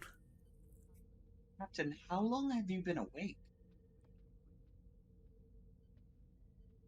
Well, let's not ask questions we don't want the answer to. What is... And I look at the pads in your hand, and the look gets reproachful, and it's just like, Captain. Yeah. Can I get you a drink? Stands up, goes to the What do you order from the replicator? coffee, black. The thing of honey A comes live snake. You guys just don't trust me at all with replicators, do you? I love it. It's so funny. I mean, the amount of PTSD that you have caused for a replicator. My one eye is not the right color because of a replicator. Yeah. Just consider the fact that you did cause PTSD with a replicator. You really, I really, truly did. Coming out of the replicator is a perfect cup of black coffee. 205 degrees. Looks like a drip coffee. Looks great. 205 degrees? Yeah. Kelvin. That's hot. Yeah, that's gonna cool down. That is the usual temperature of coffee. So that's toasty hot. I mean, 212 is boiling. when Yeah, freshly brewed, that's the but, temperature that lady's coffee was at that got like 3rd-degree burns when it spilled. Yeah, it's that's a horrible case. Let's not talk about that. Yeah. Jesus Christ. The hot coffee. You're bringing up the hot coffee lawsuit? What the fuck? All right. That's a deep cut. Well, It is. I'm glad you're here. I know you told me not to work, but it's gonna happen. You're used to it at this point. I've got a few things I need to talk to you about. Oh? Like what? Please, have a seat. I'd take a seat. The table has 4 or 5 different coffee cups on it. Captain. I know I can recycle them. I'll get to it. I've been thinking a lot of the ship and the crew. And I do kind of reach over, and her hand touches your arm, and it's like, Captain, you know what happened wasn't on you. I know that. That doesn't make this any easier. He pulls out a couple of the pads. This one's a letter to her parents. This one's a eulogy that I don't think I should be giving. Oh, and this is my personal favorite. You know, we lost 4 months of our lives before any of this happened. Yes. Didn't quite get through all my mail. Let me read this one out to you. The notice that you see in front of you, at the top you see the insignia for the Trill Symposium on the Trill Symbiosis Commission. A beautifully ornate symbol across the top, and you see Muriel Reese's name is at the top of it. On behalf of the Trill Symbiosis Commission, I am pleased to inform you that your application to be a joint Trill has finally been accepted. Congratulations. We are delighted to welcome you to the community of joint Trills and look forward to your unique perspective and experiences that you will bring to our society. As a joint Trill, you will have the opportunity to explore and discover the depths of your symbiotic relationship with your symbiont. Please note that your joining ceremony will be scheduled for a later date once a symbiont has been chosen, and you will receive further instructions in due course. In the meantime, please feel free to reach out if you have any questions or concerns. You should plan to return to Trill at your early... Before I keep reading, make a control. You can't roll control fitness, can you? Make a presence. Control con if you're, because con is for navigating social events as well. Yeah, make control con difficulty 4, comp range of 3 for me. Am I making this roll as well? No, it's just Edwards. Gonna cite the focus of deception?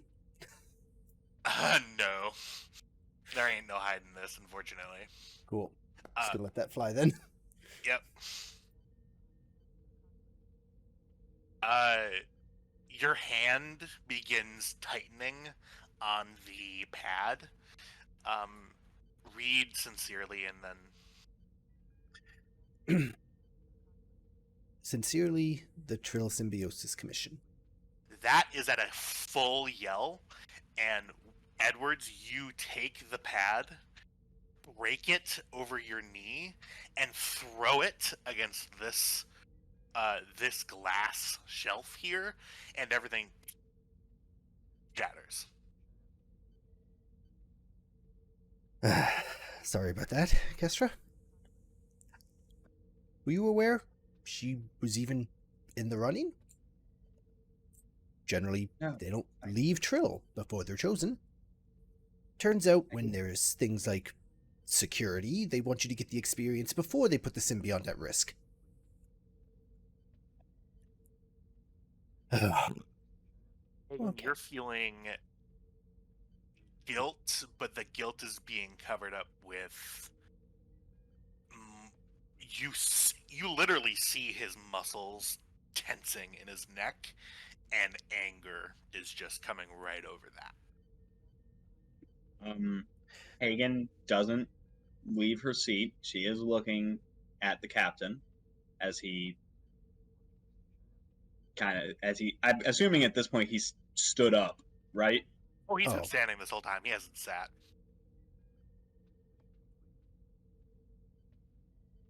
Just pacing back and forth. Captain. Yes, it wasn't my fault, I know. Control, blah, blah, blah. No, Captain. I am so sorry that this happened to you. It was... No one deserves this. And it was... I cannot imagine the amount of pain you are in, and I am sorry. Oh, gets a little worse than that, Kestra. Just actual moments that I'm glad it was her. Because otherwise it would have been you. She did what I she did what I trained her to do. Fuck, she did exactly what I've done how many times? 3 now. Of course, it's a count. Also, just while it's on my mind, I know about the death pool. I'm sorry, the what? Last I heard it was up to 20 hours of holodeck time. Kestra was unaware of a death pool. Oh, I'm due to going- my... Yeah. No, don't worry about it. It's all in good fun. A lot of them are so inane that they can never possibly happen.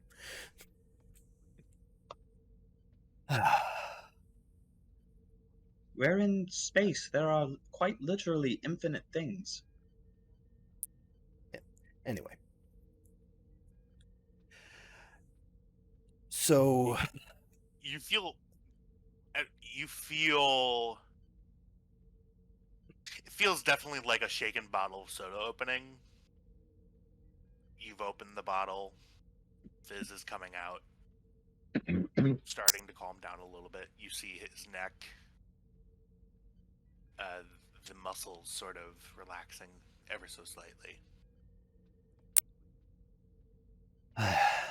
So I spent the better part of 6 weeks either controlled, unconscious, stuck in my own head, or just trapped. And all we have to show for it is, and I point to the broken letter. We did save the galaxy. Yes, we did. No, you did. And thank you for that. You once again stepped up when I needed you most.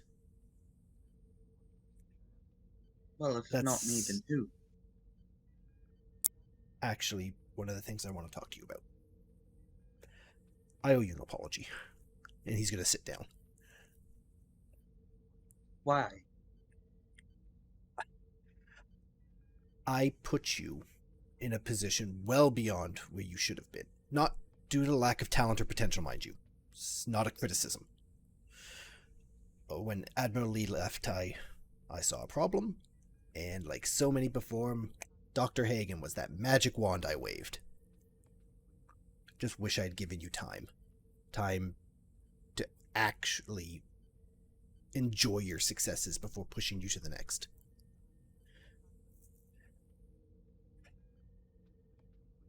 And frankly, you can't do it anymore. Captain, are you demoting me? Oh God, no. No. No. Okay. I want... You need to choose. Take all the time you need, but I've asked too much of you. You can't stay our doctor and our XO. I want you as XO. Hands down. And frankly, you're the only one I would trust with a scalpel. But I'm not doing you any favors. I mean, Kestra, come on. There's no way you're handling this as well as you appear to be.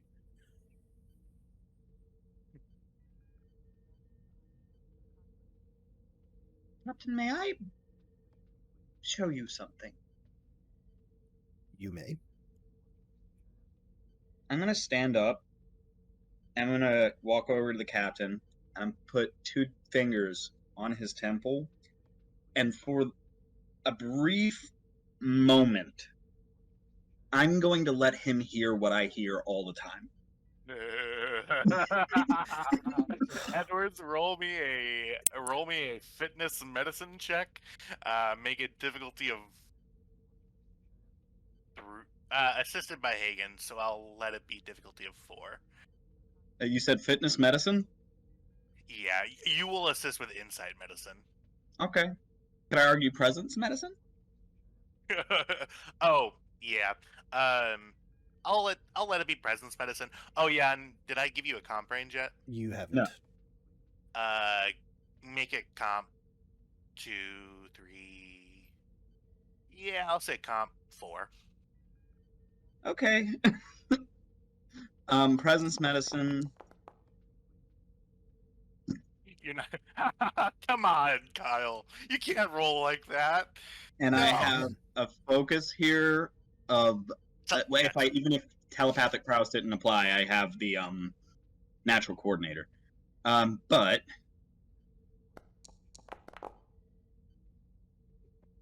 hey, Yeah. Oh, Jesus Christ, Kyle, you really rolled as pretty much as well as you could. It's wild to me. Yeah. Edwards, you hear a cacophony of voices. You feel every feeling.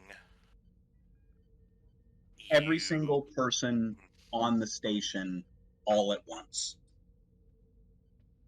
Someone even say everything, everywhere, all at once.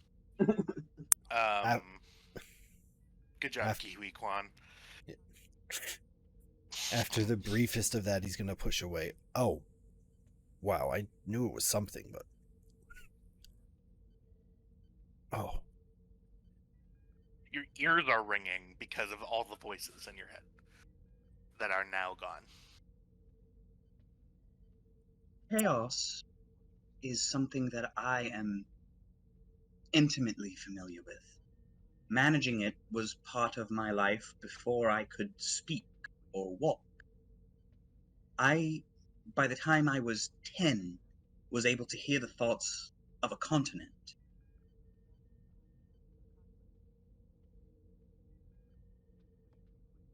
Yep. This has been extremely difficult.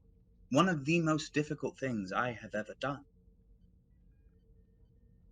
And I admit it would be nice to have more help on the medical front.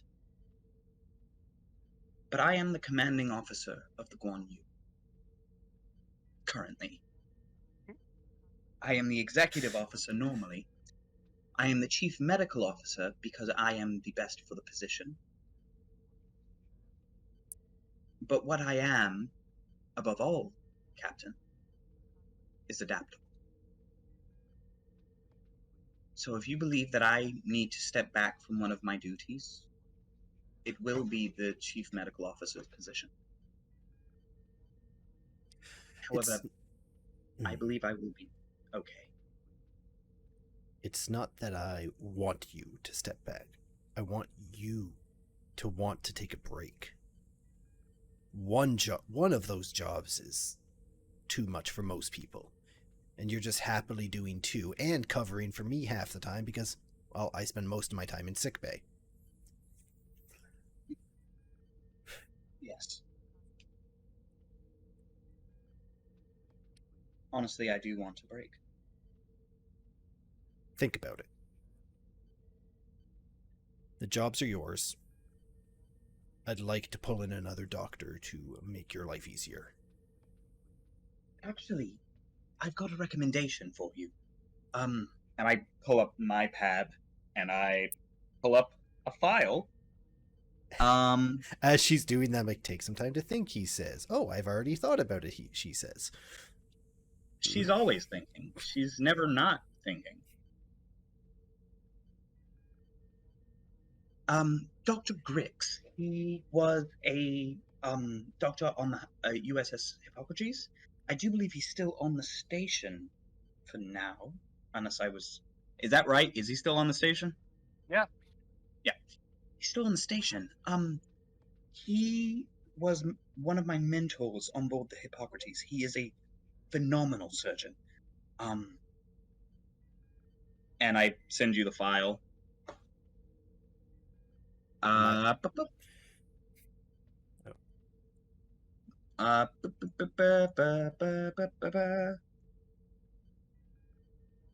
Let me go to here and here.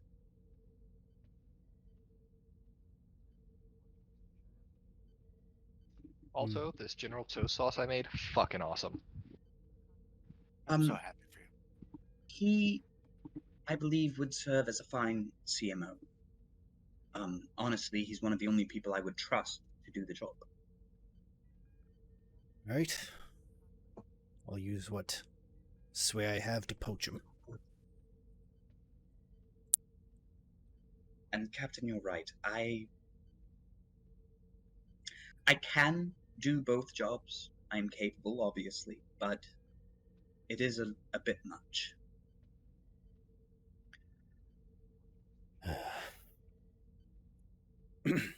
Well, I'm not glad to hear you say that, but happy you're taking your health into consideration, Doctor.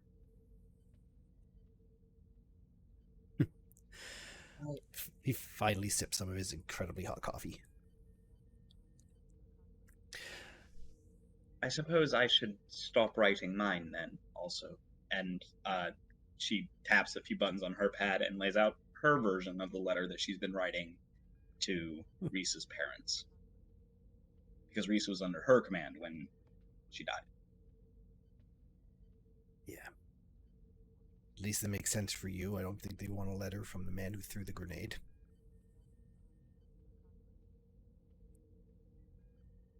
Captain, that wasn't you.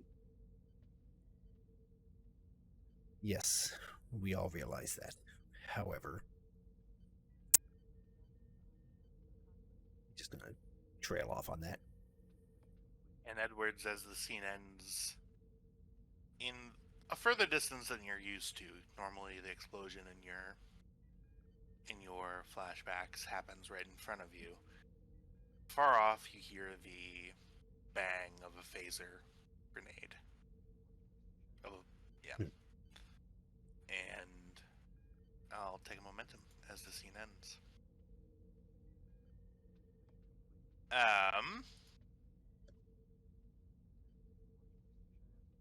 About another 2 or 3 days pass, when you are all given an invitation to head down to the bar area, DeQuimp's pub, for a between formal and informal memorial service for Ensign Reese. As we all go there.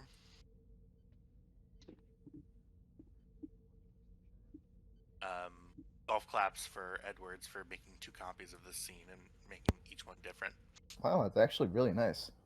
Don't bring Rokel because he doesn't really know Reese very much.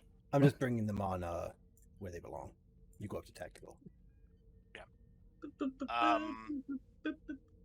Jim, question. Answer. Can Saoirse have had a hand in organizing this more like a wake?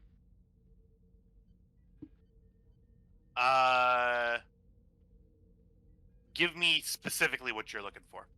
Like an Irish wake? Yeah. Yeah.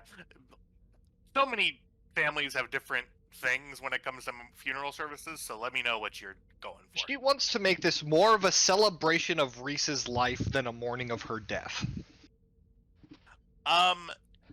You sort of get into the tail end of it. The enlisted people who are helping from the event staff, who are setting this up, they were given very strict instructions by Reese's family on Trill. Ah, she won't interfere with that then. Yeah, for sure. Jesus, there's so many people. Look at our crew. Hey, look at that, we're all here. Lieutenant wait, Mitchell. we're missing the captain. Yep, yeah, you are. Edwards is over here. There you go. The gang's all here now. Are people together who need to be together? Say here. Nishizumi's there. Hagen, you walk in with Lieutenant Mitchell. Mitchell. I am holding her hand as we walk in. She sort of does the sort of not clinging to your arm, but sort of holding onto your arm as you hold it and you walk in. She sort of whispers in your ear, "I fucking hate funerals." Not Can we- Wigspan either. Yeah. Nishizumi is very quiet, but I'm gonna say this because this is gonna be really rare. If some people, if you are watching her, she has a tear coming from her eyes, just a single tear, but she's trying to cover it up. You see, yeah. Mitchell sort of Mitchell and turns to you, Hagen, goes, "Listen, don't look now. I think Nishizumi looks. Should we maybe go and make sure she's okay? She seems kind of distraught." Yes, that's probably a good idea. Can you? I don't know her. I mean, even though, yeah, okay. I can. I suppose I over there. I'll be right back. Okay. And I walk over to Nishizumi, and Nishizumi feels a hand on her shoulder, and Hagen just goes, "Are you all right?" Huh? Oh, yeah. I'm fine. I'm fine, Commander. Thank you. If you need to talk,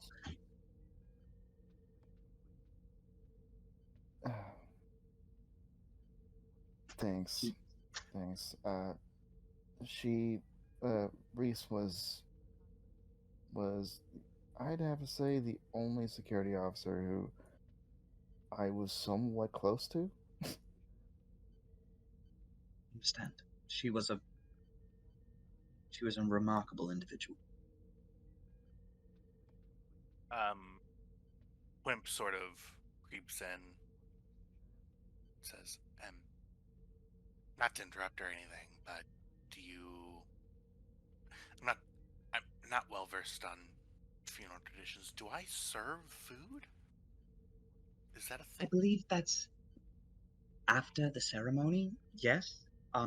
Water would be appreciated. People will be dehydrated.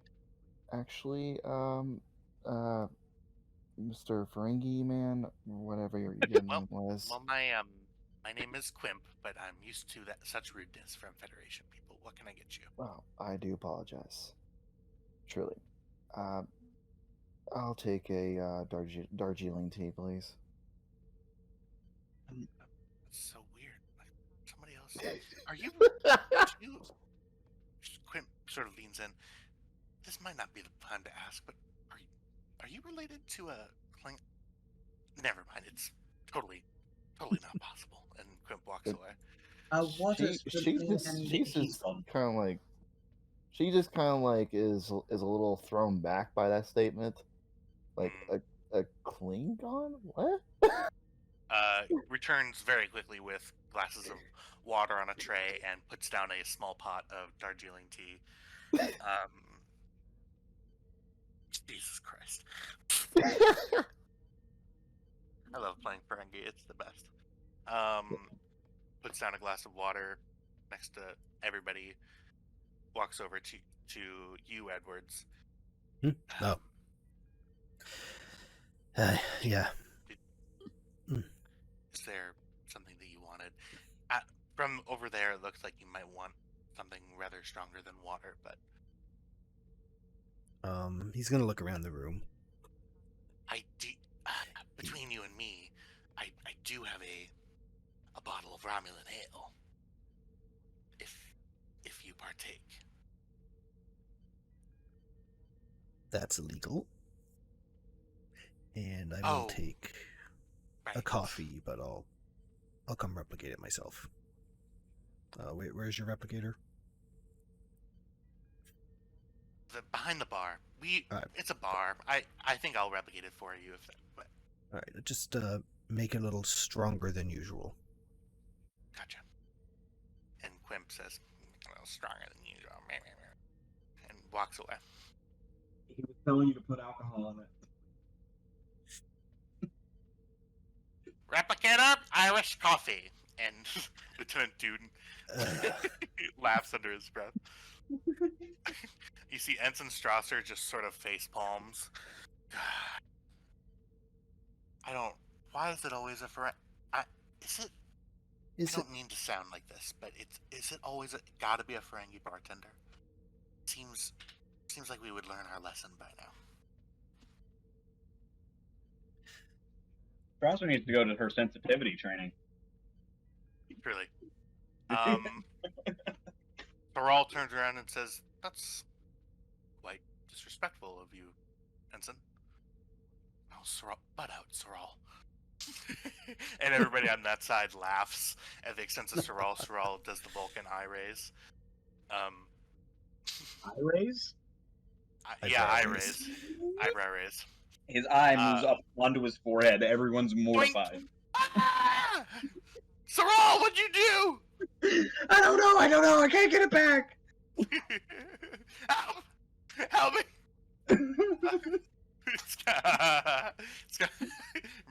Reminds me. This is the last thing I'll say. Reminds me of that Family Guy thing where there's a shard of glass in Peter Griffin's head, and he goes, "Okay, I'm fine. Am I dead?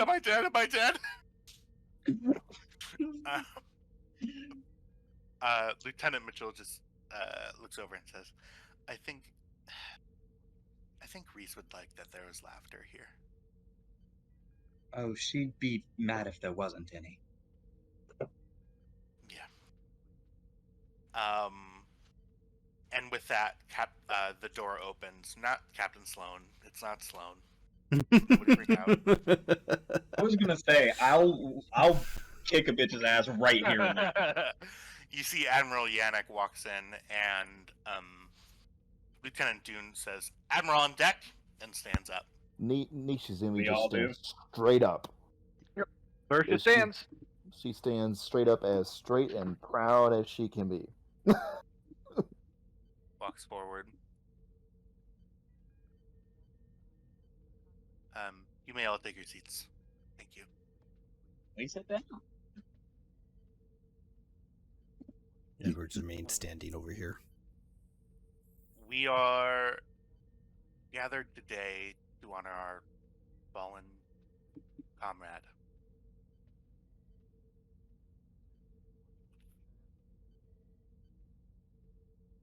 I, unfortunately, did not have the honor of meeting Ensign Reese on anything other than a professional level, but from what I've heard from her friends, and Yannick nods to Lieutenant Mitchell and to Dune and to everybody sort of here, Reese was a honor and a pleasure to serve with. Always fit in her duty, but was never afraid to make the workplace a frank, honest, and amazing place to work. It is my great honor to inform all of you that for her services, Ensign Reese will be awarded with several Orders of Valor posthumously. The exact details of which will be given out officially after the proceedings today, under my recommendation and of Captain Edwards' recommendation. I offer my condolences to everyone here, and I believe, Edwards, if you had a few words, I will yield the floor to you. Thank you, Admiral. aside.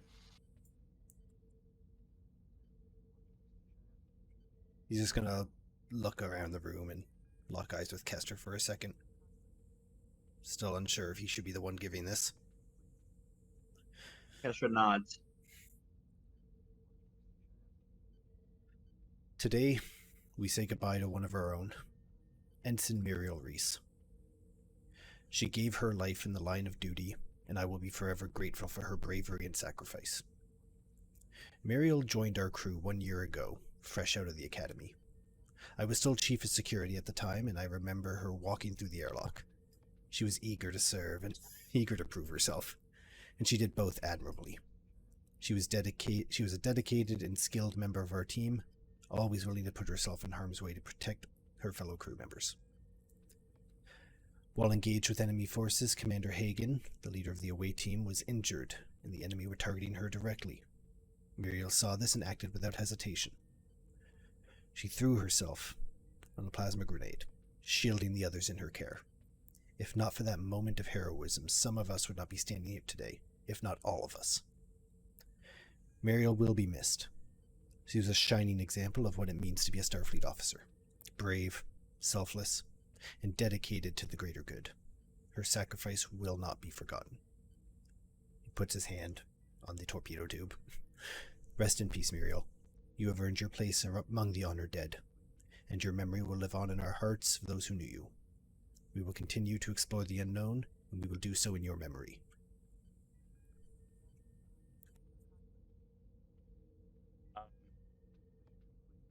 Take a point of determination that stays with you, Edwards. Yep. For getting me crying out here in this booth.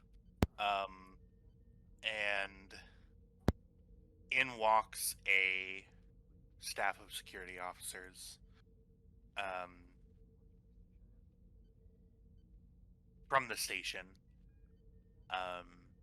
They walk past you, Edwards, as you make way for them. This pod, they push a couple of levitator controls on the pod. The pod rotates 90 degrees, and the security officers escort the pod out into the hallway. They're not going to put a Federation flag on it over it, because that's what they normally do. Yeah, sorry, my Photoshop skills aren't good enough to drape fabric. No, of course. I tried. Yeah. All of you follow them around the corner through the promenade where, lining the route to the torpedo chutes, the rest of the officers are standing at attention as you all follow the procession out to the torpedo tubes. The Admiral calls you all to attention once you're in there. The officer on duty loads the shell. You all stand at attention, and the torpedo is jettisoned.